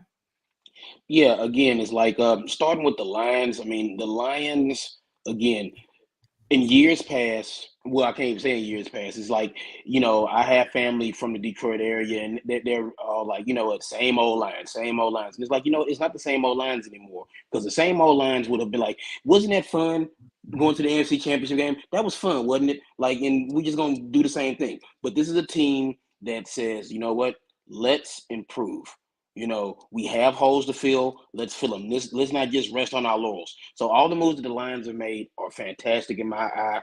But man, the Bears, I mean, again, Justin Fields, I mean, I just don't know what's going to happen. And I came on this very air a couple weeks ago and was like, hey, draft Caleb Williams, draft Caleb Williams.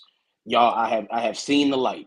Okay, I think the Bears need to trade down and build this roster back up.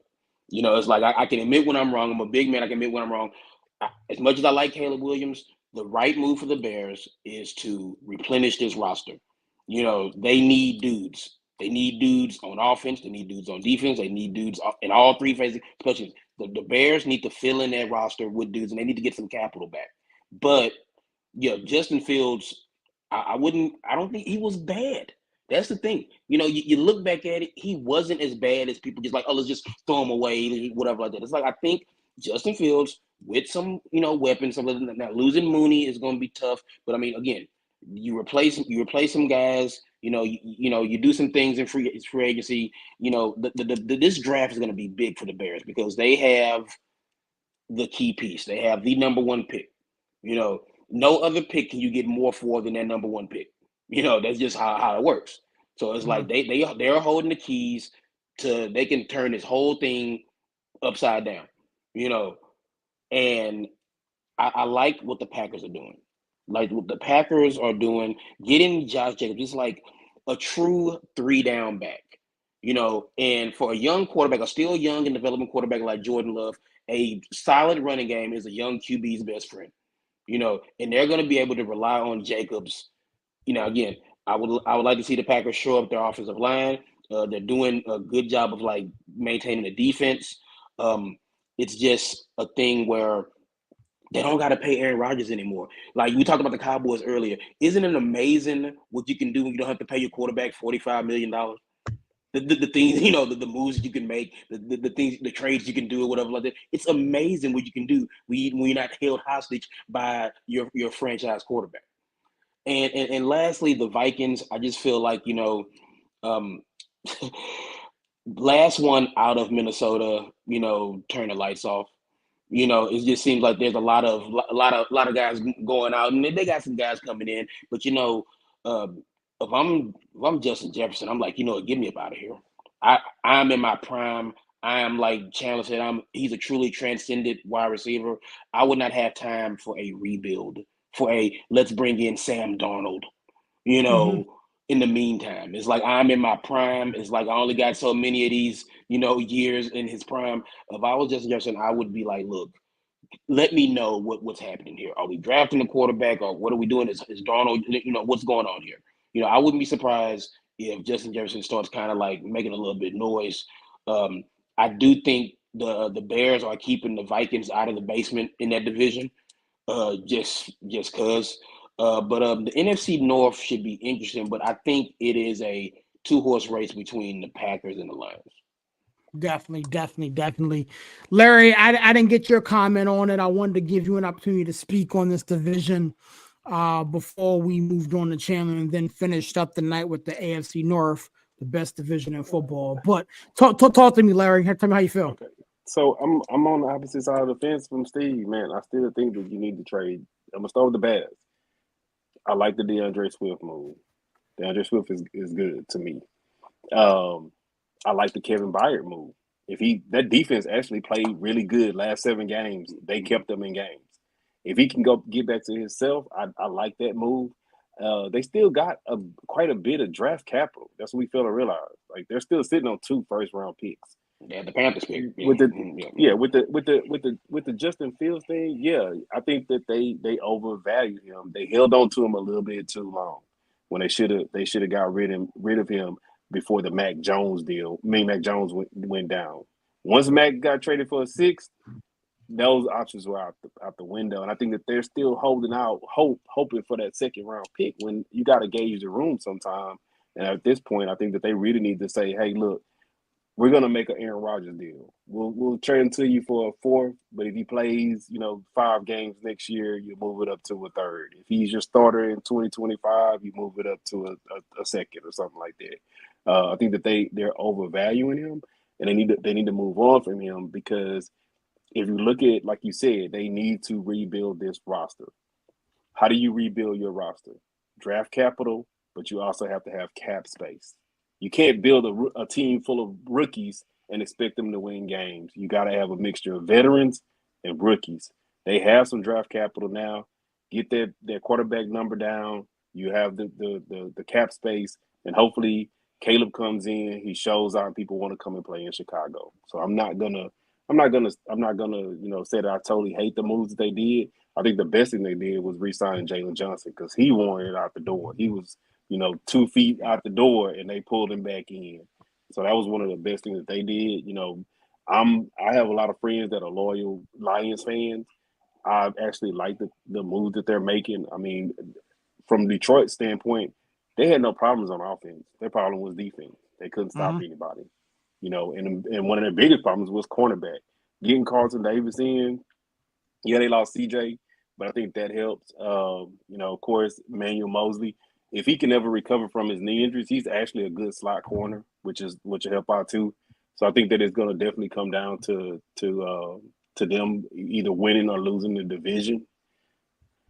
Now, I will say this, and I hate to give him the credit like that, but the Packers have put that whole division on notice.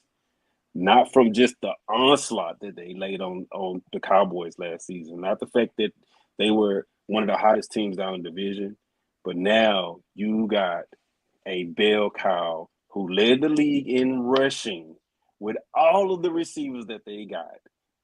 Now you can't stack no box. I mean, I'm not taking nothing away from Aaron Jones and not taking away nothing from Dylan, but now you got a running back who's still like 26, who can basically move the chains for you. Move the chains. You're 3 down back. I love that move. I love the Xavier McKinley move. I don't know what they're going to end up doing with what's the cornerback you said, Steve? I forgot his name. The cornerback in Green Bay. The cornerback in Green Bay. Pro Bowler. You're talking about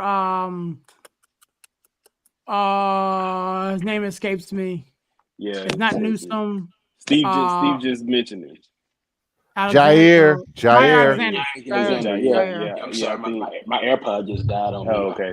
Now you're fine. Now I don't know. That's the one thing about the Packers. I don't know if they're gonna keep Jair because they suspended him last season. He was having all these issues with just being on the team itself.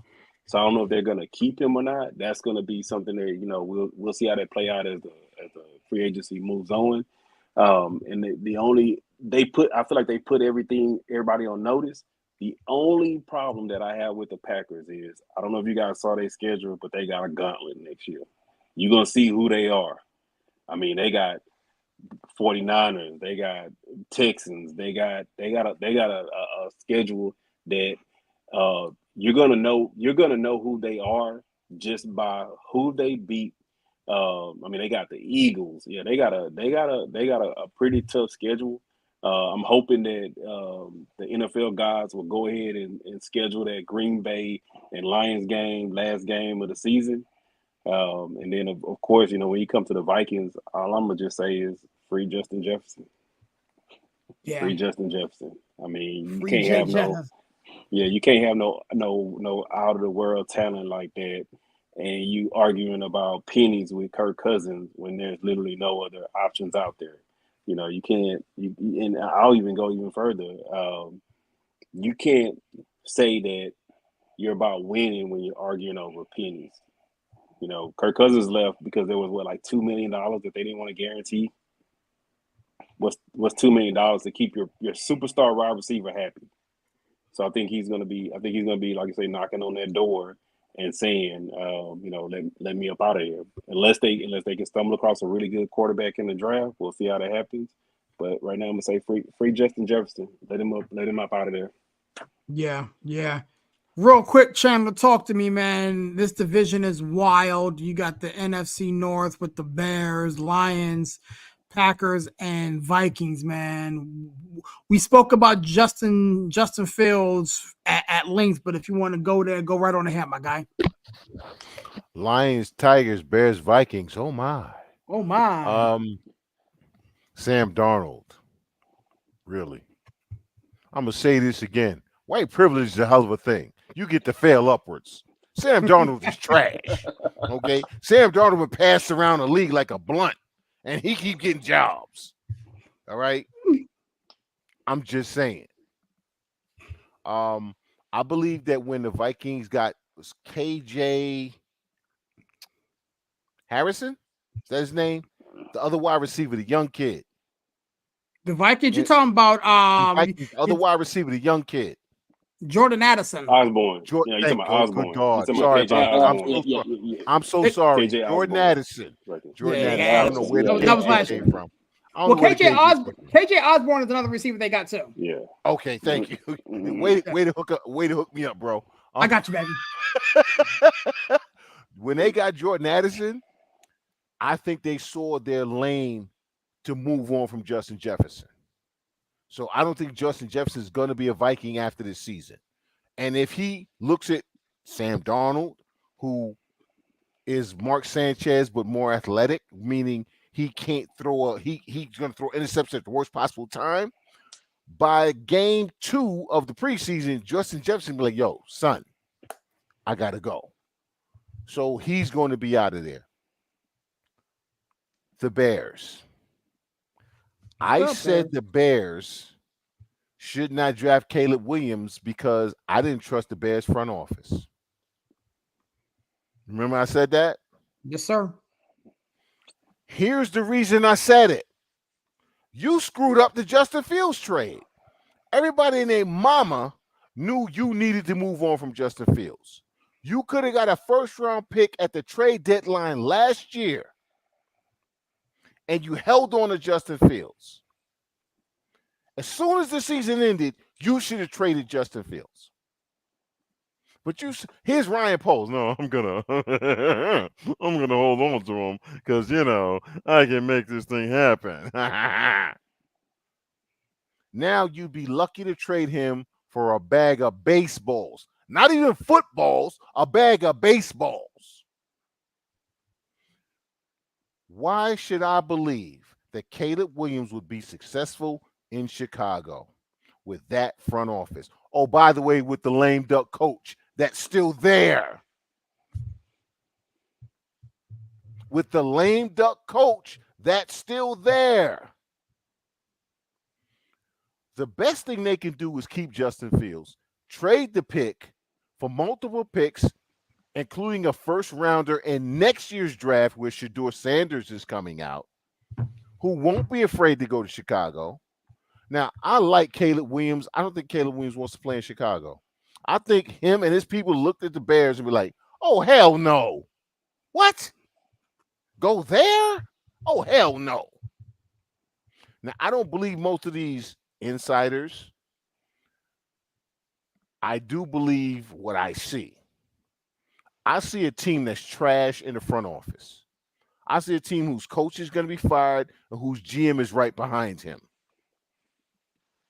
So my hope is that Caleb Williams doesn't go to the Bears. My hope is that by the time Shedeur Sanders is ready to be drafted, Ryan Poles and Matt Eberflus are gone, and the Bears still have the number 1 pick. Okay, and Justin Fields has established himself, so they can then trade that pick for even more players to build that roster. That's in the perfect world. In the real world, they're going to screw this up. They're going to trade Justin Fields for an 8th-round pick, which doesn't exist, by the way. They're going to draft Caleb Williams, and in 2 years, we're going to be talking about Caleb Williams like we're talking about Justin Fields. Because the Chicago Bears front office are a bunch of buffoons. So we did the Vikings, we did the Bears. I like what the Lions have done. The Packers? What? What? What? Listen, son. Yes. Yes. Whoa. Yeah. What? I'm channeling James Chappelle right now. What? Listen. Man, listen. Not the Rick James joint. Listen. Not the Rick James. I love what the Packers have done, man. Yeah. Jordan Love, if you can't succeed with this roster, bro, I got to come for you. I'm coming for your neck. Matt LaFleur has proven that he can win in spite of Aaron Rodgers, not because of Aaron Rodgers. He's won in spite of Aaron Rodgers. He is one with a young quarterback who Aaron Rodgers did his best to emotionally destroy. He has won with a suspect defense and a suspect defensive play caller. I love Josh Jacobs. And I don't mean I love him because I don't know the cat. You know what I'm saying? He might be a nice dude. I don't know him like that. But I think Josh Jacobs is going to destroy the AFC North if he stays healthy. This is Green Bay and Detroit's division for the next 5 years. Yeah. I mean, looking at how this thing shakes out, man, it's gonna be fun. It's gonna be fun. I mean, I'm more interested in watching this division than my own, just because I don't have any rooting interest in this one. This is just gonna be fun to watch out. When the Packers play the Vikings, and you got Aaron Jones showing back up the Lambeau, and trying to do the Lambeau leap, man. You got the Detroit Lions, loading up on defensive backs to try to stop this loaded conference. DeAndre Swift back, in Chicago. The whole situation going on with Justin Jefferson potentially wanting out, man. This is gonna be fun to watch. But before we get out of here, man, the AFC North has been busy. The AFC North has been very, very busy. We talked a lot about the AFC North in the group thread.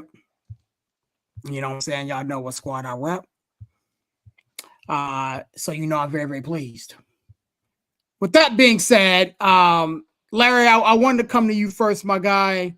Baltimore did sign Derrick Henry, Nelson Aguilar. Of note, Cincinnati got rid of Bro Mixon. He went to Steve's Houston Texans. Signed Zach Moss. Also picked up Mike Gesicki. We got a disgruntled T. Higgins asking to be traded. The Cleveland Browns acquired Jerry Jeudy from the Denver Broncos. They kept, Zarius Smith in house. Signed Michael Dunn. Also, the Cincinnati Bengals signed former Baltimore Raven Geno Stone. The Pittsburgh Steelers went and got Russell Wilson, signed Patrick Queen, and picked up Dante Jackson from the Carolina Panthers. We also signed a punter, which, it is what it is. But this division is loaded. Guys is coming back. You got a division now with Lamar Jackson, Joe Burrow, Russell Wilson, and who knows who's playing quarterback for the Cleveland Browns. Deshaun Watson, whomever it is. But man, Larry, talk to me, my guy.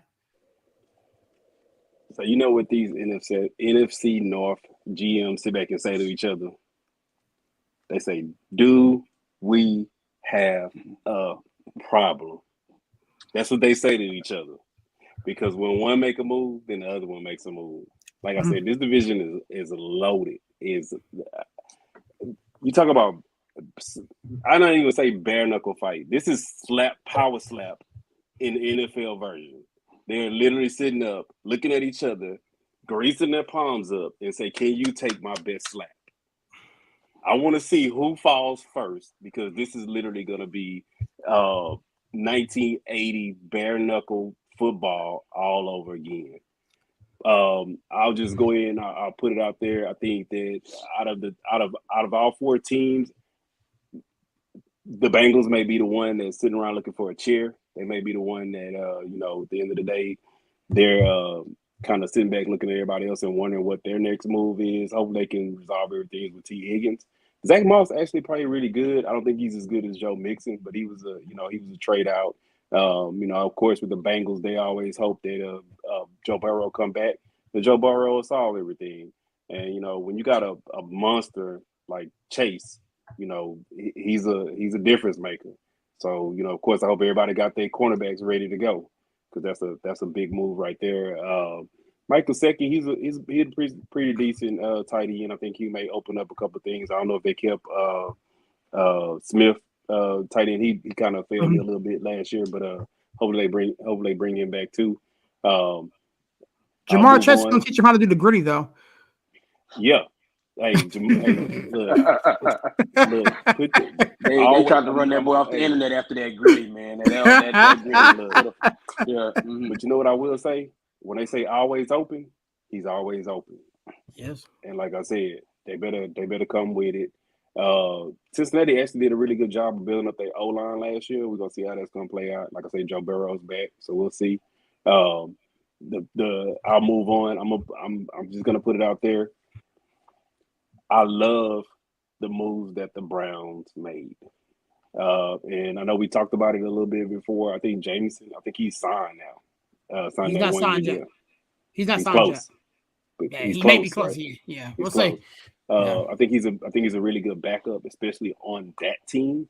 Like I said, I love the Jerry Jeudy move. Jerry Jeudy. That was big. That was big. Jerry Jeudy with Njoku and Amari Cooper. You can put anybody back there and play quarterback. They proved that last year. You can put anybody back there and they can win. That team, I'm going to speak it into existence. If healthy, is going to be right there to win the division. You bring back Nick Chubb. They still got Ford to back up Nick Chubb. That defense is bring your lunch pail, because they're coming to battle defense. I know last year, toward the end of the year, they had a couple of injuries. Denzel got hurt, but that defense alone for Cleveland will keep them in every game. And now they have some offensive weapons that, when you look at it, you're gonna be like almost looking at that Eagles and like, who do I stop? Do I put Amari Cooper, or do I go to Jerry Jeudy, or do I go to Njoku? But then here comes Nick Chubb running like a battering ram out the backfield. I know he had a serious injury, but I think he'll be okay. And like I said, and if you look at that team, they're always like top 5 in win rate. So they're gonna run that ball down your throat. So of course, I'm gonna give them a shout out, because I definitely like those moves. I'll move on to the Steelers. You guys know how I feel about Russell Wilson. I've voiced it before. I'm not a fan of trading one knucklehead for another knucklehead. I get the Deontay Johnson. He had to go. I feel like they gave him up for not enough, considering the production that he had. But now I'm like I said, I don't know what conversations they had with Russ from the beginning, but you've had a Russ who's basically alienated 2 teams. His Super Bowl winning teammates do not fool with Russ. I had to catch myself. Nobody. They want a ring with this dude. Marshawn don't talk to him. Richard Sherman came out about him. They do not fool with Russ. Russ went to Denver doing Russ things. So now you basically traded out one knucklehead that you know about for another knucklehead. So now what do you do if Russ comes in and Russ undermines everything in the locker room? What do you do? Do you say, okay, we can still win in spite of it? And I get it. He was cheap. He was dirt cheap. And they're paying him basically peanuts to come in and try to, stable the ship. Now, I will give you this. Russ, he may be an upgrade over Kenny Pickett. I think Kenny Pickett was still a green, but, and I guess, Pickens will definitely love those deep balls. But I can tell you who's going to suffer. Darnell Washington and Freiermuth. Russell Wilson, not only, like I said, he can't play within the offense, but Russell Wilson literally kills tight ends because he can't see over the middle where tight ends operate. Jimmy Graham literally went from 18 to 20 touchdowns. They brought him into Seattle saying, okay, we adding Russ another weapon. And you barely saw Jimmy Graham ever again. Jimmy Graham was never the same. Even the guy I just brought up from Denver, they traded Noah Fant. They kept, I can't remember his name because it's really long. They kept him, and they was like, oh, he has all this talent, and we got Russell Wilson. You know what happened? He disappeared because Russ can't see over the middle. So I'm going to say that I'm going to hope for the best because it's Tomlin. I like the Patrick Queen move. Of course, Pittsburgh's going to always have defense. Pittsburgh's going to have defense that, you're going to have to account for Watt. Hayward's going to block up the middle. Fitzpatrick, you better, watch where you're throwing that ball at. So they're gonna bring the defense, and the defense is gonna keep them in the game. But I will say this, and I put it on record, that I do think that this is gonna be the last year of the winning record for Mike Tomlin. I'm gonna put it on record, and I'm gonna put it out there. I don't wish anything bad on him, but I do think that this is gonna be the last year just because of the opponents that he has to face, and you got a 6-game gauntlet within your division. Now I'm gonna finish up with the Ravens. I know they're still working on some things as far as getting some more receivers in. They might re-sign Odell. I don't know yet. I love Zay Jones. He did fumble in the playoffs, but I love Zay Jones. But you know what Zay Jones is going to see now? Single coverage. Like I said, I brought it up in the chat. I'll bring it up again, and I'm gonna ask the fellas, who do you feel more, Jalen Hurts and Saquon running the RPO, or Lamar freaking Jackson and Derrick Henry, King Henry, running an RPO? Red zone, good luck. I can tell you right now, when you talk about a tush push, get to the 1-yard line, and you got to make a business decision with Picard and King Derrick. Ain't a lot of people going to make that business decision.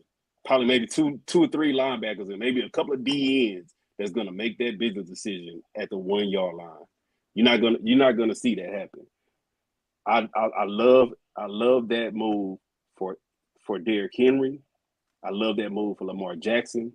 Now you're gonna see what Baltimore can really be. The biggest problem to me with Baltimore, you saw it even in the playoff game, they got away from the run.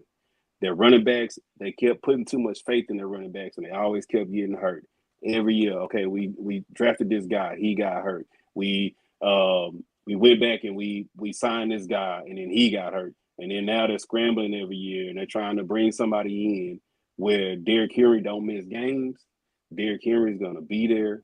I can't remember the other guy he got hurt last year, but he got the speed guy. He's going to be there, so they can have somebody come in and spell Derrick Henry. But I love everything that the Ravens have done. Like I said, that offense I think is going to be a whole lot more unlocked going into the season, and I'm all happy for Lamar. Like I said, if you guys can name anybody that's going to make that business decision at that 1-yard line, y'all let me know. That's what I'm going to say. The thing is not getting up to that 1-yard line, but we'll talk about that another day. Steve, talk to me, my guy. This division, I mean, you live in Pittsburgh, so you know a lot about it. Plus, I know who your lady is, so she's probably talked your ear off. It's going to be fun to sit back and watch it, my guy. Give me your position on it. Oh yeah, it was fantastic. At 5:30 in the morning on Monday morning, the conversation that was had, I was called everything but a child of God but anyway, you know what I'm saying? So I will save the Steelers for last. I will say I love what the Bengals are doing. And with the Bengals, the big thing is Joe Burrow's health. Joe Burrow stays healthy. The Bengals are a legit Super Bowl contender, just like the Ravens or anybody else. So it's like Joe Burrow's health is a big deal. Like you have Chase, and then you bring in a guy like I love Moss. You know, Moss is a guy who like he's going to produce for you. You know, is he going to give you like eye popping numbers like you know some of these other running backs? No, but he's going to be a solid piece. For Cincinnati.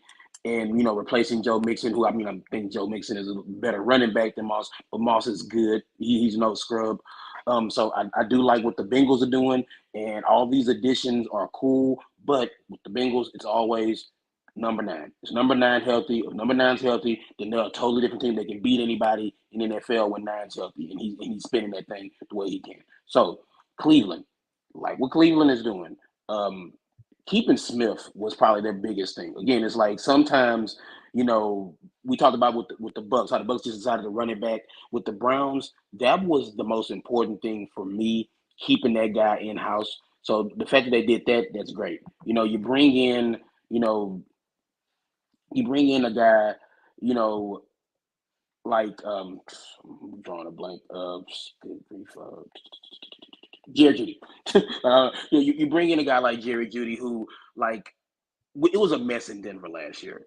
Jerry Jeudy is a kid who has legit talent, who I feel like of Watson, because now, again, Watson, before he went down with the shoulder, it seemed like he was kind of starting to knock some of the rust off, and he was playing a lot better, and Joe Flacco came in and was, doing his thing. But it's like, so if Watson comes back, hey, you got Jeudy, you got Njoku, you got Amari Cooper, Nick Chubb coming back is like I remember seeing that game after we were all watching it. It's just like, I hope Nick Chubb's one of my favorite players in the NFL. I love to watch that boy run because he just runs with such a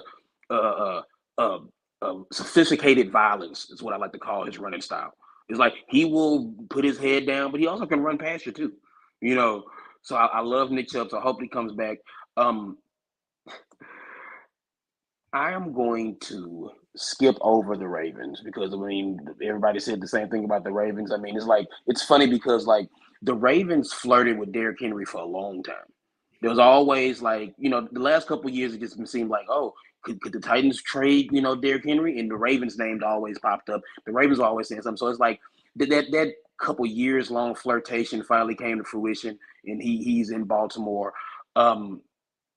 Losing Queen to the Steelers, that's going to be a little bit of a hurt piece. But I think the Ravens will be fine. Like I said, this is going to be a rock fight in this division. But that's NFC North football. That's AFC North football, and I love it. It's my favorite division, to watch outside of my own because it's just Steelers and Ravens, Bengals, Ravens, Browns. Any combination of those teams in that division, you know what you're going to get. We talk about some of these other divisions where it's like it's going to be this. It doesn't matter how bad the Browns are. The Steelers got to bring their lunch when they play the Browns. It don't matter. It doesn't matter. It doesn't matter that Joe Burrow was hurt and they had some other things. It's like when the Ravens went to Cincinnati, they had to put their big boy boots on. So that's what I love about that division.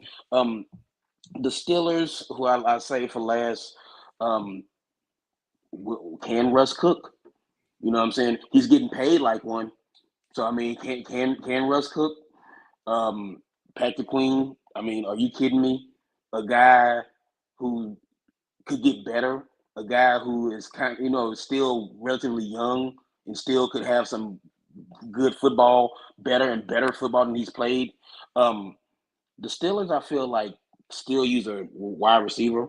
You got guys, like I said, I don't know what's happened in the 2 hours in 13 minutes that we've been on air, but it's like you got guys like Hollywood Brown out there and Calvin Ridley, who I think Steelers could look at a guy, one of those guys. Dante Jackson, I won't talk about Deontay Johnson because he's no longer a Steeler, so I want to talk about the guy who is a Steeler. I know some people down in the Carolinas, they say, he's a guy where when he's healthy, he's a decent corner. It's just he's never healthy. And that's a problem. The best ability is availability. So it's like even if you have talent, if you're not playing, that's a problem. But I want to see what the Steelers do. And it's like, it's funny because me living here in Pittsburgh, when I turn on sports radio, it's the Fan, as Sirius knows. And things get wild on the Fan when it comes to the Steelers. And I heard a lot of people just say wild things about this. And it's just like, I think the Steelers are a team that is still building. I told my dear spouse this. I was like, this is a team that is still building. It's like, so you were mad Monday morning about, everything about Russell Wilson. And then now all of a sudden you're happy Tuesday night. Funny how that works out. You still have a draft. You still have you're going to have those June 1st cuts. The Steelers are a team where, again, it's like, and I'm not just saying this because I live in Pittsburgh and a Pittsburgh Steelers fan cooks my food for me and knows where I sleep at night. I'm not just saying it because of that. You know what I'm saying? But again, with Russell Wilson, this team made the playoffs with Kenny Pickett and Mitch Trubisky and Mason Rudolph. So you take that out of the equation, you put in Russell Wilson with Highsmith, with Watt, with Hayward, and now Queen, Minkah Fitzpatrick on the back end. I'm just saying, it's still a team could surprise a lot of people because they won 10 games last year. I can see them winning 12-13 this year. And the NFC North, the winning record thing has been a punchline, for instilling nation. It's like, oh, well, who cares? The winning season, Mike T, another winning season. It's like you have to win games in the playoffs. Pittsburgh is a unique situation where it's like Super Bowl. It's like the aspiration of the Super Bowl. It's like you don't divisions are nice and stuff like that, but you want Lombardis around here. That's the standard. The standard is the standard, as Mike Tomlin so famously says all the time. So I'm looking forward to it. The NFC North is going to be, I keep saying NFC North because the NFC North is going to be ridiculous too. Both Norths are going to be amazing football this year. So let me just say that. So I don't, both Norths are going to be amazing football this year. I'm looking forward to it, because it's just like there are still moves to be made. Like we are in free agency. The league year hasn't even started yet, fellas.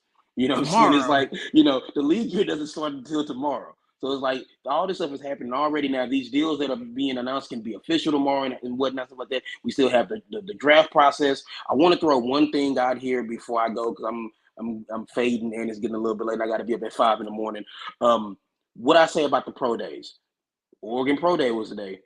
Bo Nix, he had a fantastic pro day, and he made the throws. Too far. He threw so far. He threw it over. See those mountains over there? He threw it over those mountains. You know what I'm saying? It's like it's just crazy how once again, like I said, it's like a couple weeks. Well, not even a couple weeks, in a couple days here. The USC Pro Day. Like I said, the USC Pro Day is going to be something to watch. So those are my thoughts on the NFC North. I got to get out of here, guys. So I'm gonna do my hey, ending now.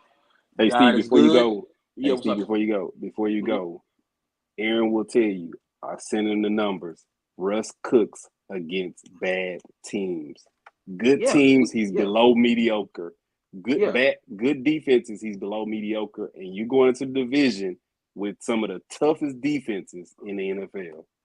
Oh yeah, of course. It's like, and we'll see what Russ cooks. But like I said, guys, like I got to get up at 5 o'clock in the morning. I'm probably should have, tailed out when Villain did. But God is good. Water is life. You already know. Wu-Tang is for the children. See y'all next week, fellas. Later, buddy. Later. Yep. All right, my man. Chandler, talk to me, man, real quick on this division before we get out of here, man. It's crazy, this AFC North is going to be fun. Obviously, I'm emotionally invested, but talk to me, man. What do you think? Well, I'll do the AFC East real quick so we don't have to touch it. Jets suck, Dolphins suck, Patriots suck, and whoever else sucks. That's Bills. the AFC East. Bills. Yeah, they trash too. So that's my opinion on the AFC East. Joe Douglas should be fired into the fucking sun and then to the moon and then back into the sun. All right, AFC North. I really wish Steve hadn't left. So let's start with there's 4 teams in the East. Let's start with Cleveland. Great defense. Quarterback is trash.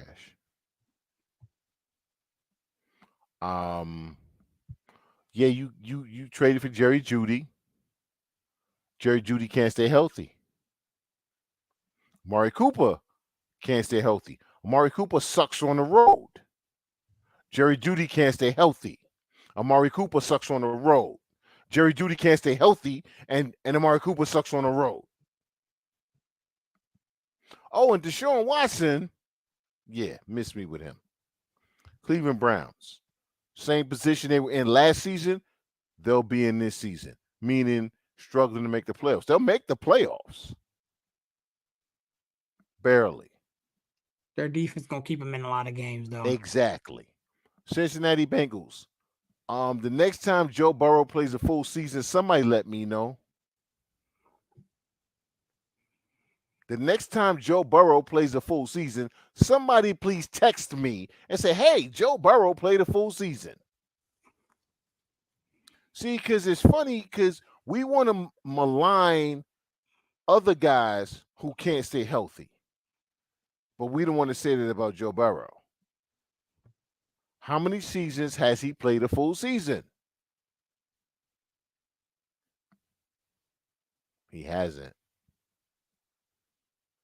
No, I'm sorry, one. No, He's played one full season. He's played one full season. Even his rookie year, he came in and got hurt, and then he came back. Bam. So Joe Burrow can't stay healthy.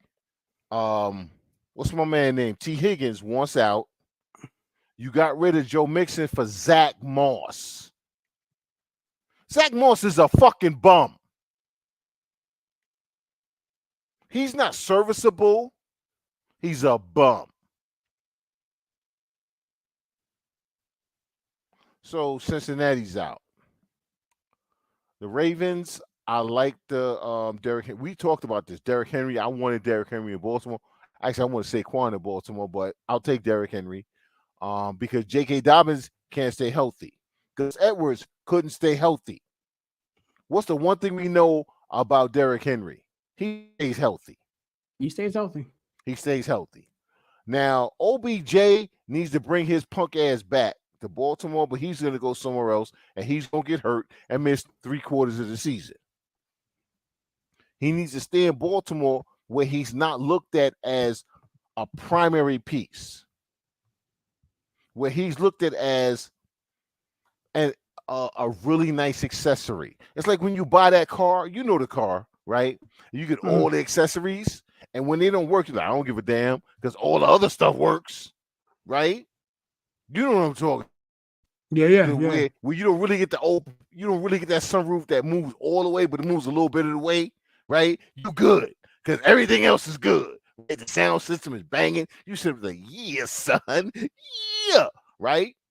Okay, that's what OBJ is. He's an unnecessary accessory. That's what he is.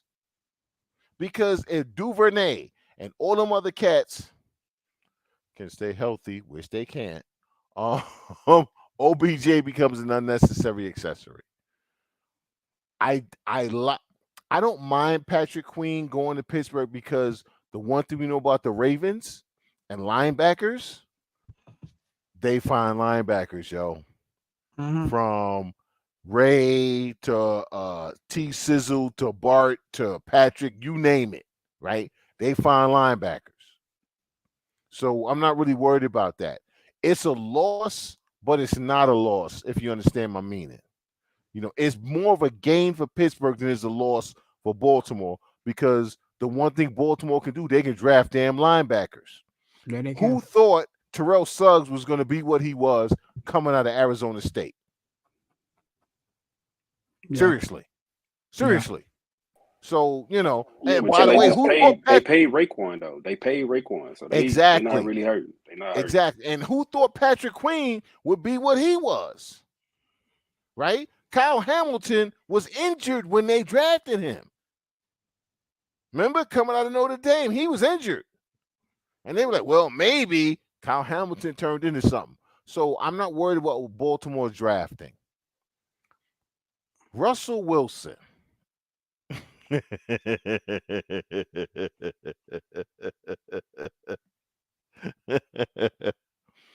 We talked about this before the show. I have my feelings about Russ and why he doesn't get along with people. Let me say this. I spent most of my life, and I went to the military when I was 17 years old. There are people whose lives I've saved who wouldn't fucking spit on me if I was on fire. I have saved their lives. They would not spit on me if I was on fire. I was that much of an asshole in my youth. That much. There are people who've named their children after me who would pass me on the street and not speak to me. But they respected what I did. So to say his former teammates didn't like him doesn't move me. It doesn't. It really doesn't. Because I understand what it is to be really good at what you do, but everybody dislike you because you're an asshole. I understand what that's like, for real. Hey, I get it. You understand it, but it's not the fact that they don't like him. He's not good at his job. No, you can't be both. And here's where I'm going to refute you because the third most touchdown passes in the past 3 to 5 years is Patrick, Kirk Cousins, and Russell. I forget the order. I know Patrick's on top. Okay, Chandler. So you know what I'm gonna break it down to you. You Go know ahead, what? break it down for me, bro. Break it down. You know what 3/4 of his touchdowns come from? Where? Teams that rank below 15th. I don't care where they come from. Defense. The fact is, see, I knew you was coming with that. Here's the piece. Here's the piece. Here's the piece. Good defense. Here's the piece. He is now on a team, one of the best defenses in football, which means that when he plays another good defense, they negate each other, right? So now it's falling back to your quarterback play. Stop. All he has to do is not turn the ball over, which he doesn't do. He don't turn the ball over. So now I got a guy who is average against good defenses, but he doesn't turn the ball over. If you don't turn the ball over and you're average, I can win the majority of my games. That is proven fact. And you know how I know it's a proven fact? Because Sirius is about to lay some numbers on us at some point during this season because he's a stats guy. I'm not a stats guy. I won't even remember what the fuck I said tomorrow. All right?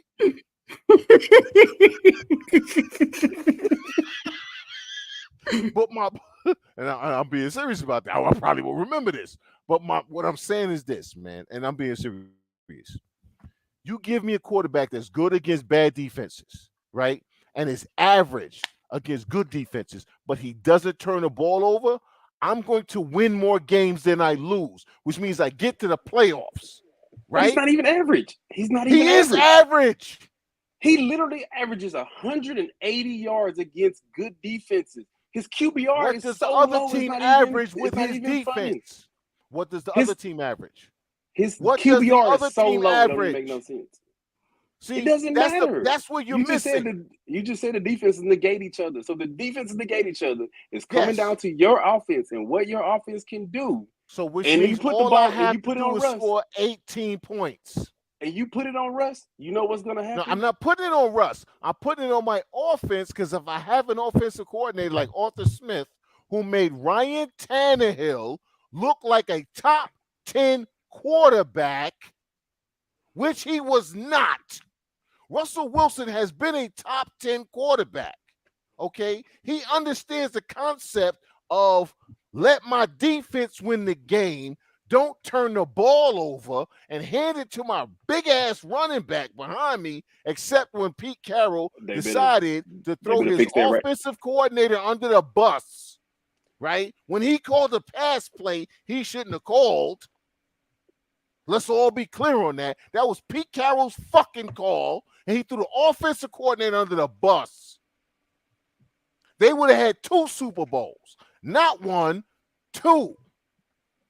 So at the end of the day, if I'm the Pittsburgh Steelers in the AFC North, Mike Tomlin is not going to make the mistakes Pete Carroll made. Oh, by the way, and everybody who says, well, he was forced out of Seattle, they then turned around and forced Pete Carroll out. The same organization that y'all want to laud for pushing Russell Wilson out the door. Y'all don't seem to have a problem with them throwing Pete Carroll's ass out when he has come out and said, I still wanted to coach. They made me leave. This is the organization that chose Geno Smith. The Pittsburgh Steelers will win 12 games this season. 12 games this season. 12 games this season. 99-cent Arizona iced tea, bro. I'm gonna say this, and the Pittsburgh Steelers are gonna be drafting Shedeur Sanders next season. You're a funny guy.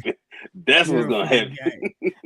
The last time we had a first round draft pick was 1970. We drafted Terry Bradshaw. We ain't picked in the top.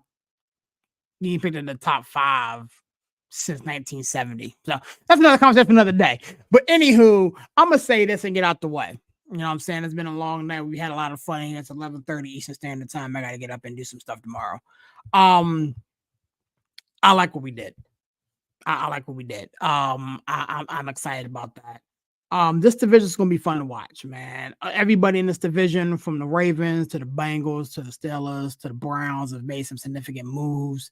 As a Steelers fan, I hated the fact that Jerry Jeudy came to Cleveland because I don't want to see my division opponents get any better.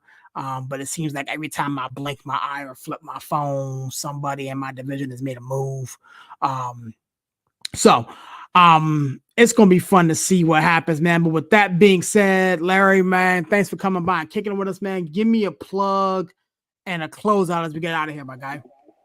Hey, I'm gonna just say, man, definitely love Chandler. Chandler was my guy tonight, man. Definitely love you. Dimension, he's not gonna remember this tomorrow. He's gonna be like, "What did I say? Did I say I love Russell Wilson? Who said I said that?" We got to play the clip back for him tomorrow. But I love him. Yeah, he's been on today. This has definitely been an interesting conversation. Yes, sir. Like I said, I'm glad you guys welcomed me to the group with open arms. I will say this as my closing, for the night. And I'm going to switch totally off. I know we've been on football, we've been on basketball, but I'm going to say this closing up.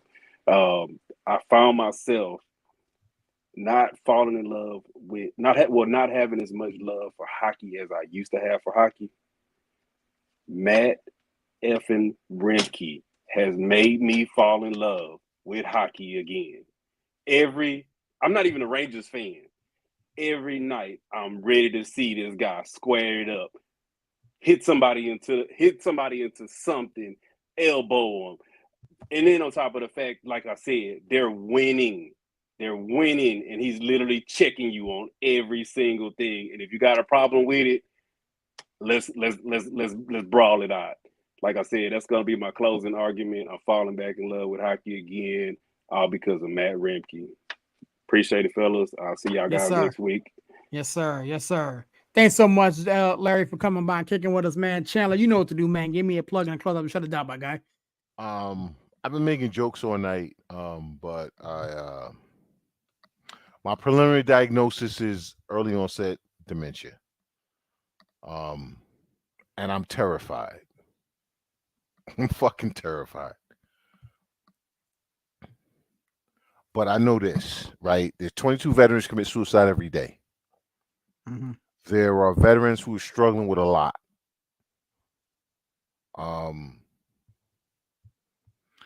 It's okay to be afraid. It's okay to struggle. It's not okay to quit.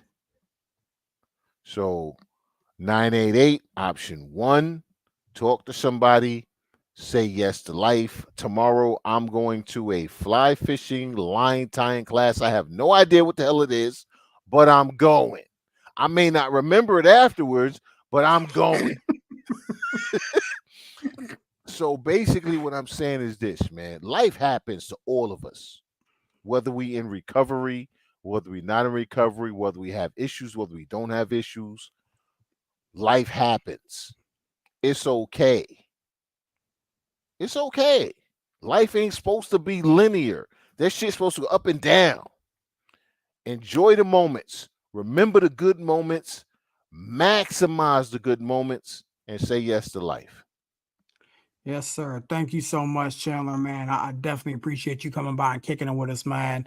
Again, as a spouse of a veteran, every time Chandler gives that number, I definitely echo that number.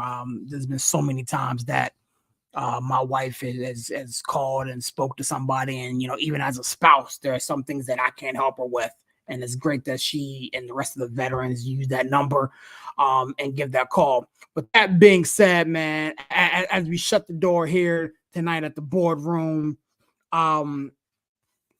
still assign Russell Wilson. That's all I'm gonna say. I'm still assign Russell Wilson, man. I'll catch you guys on the next one.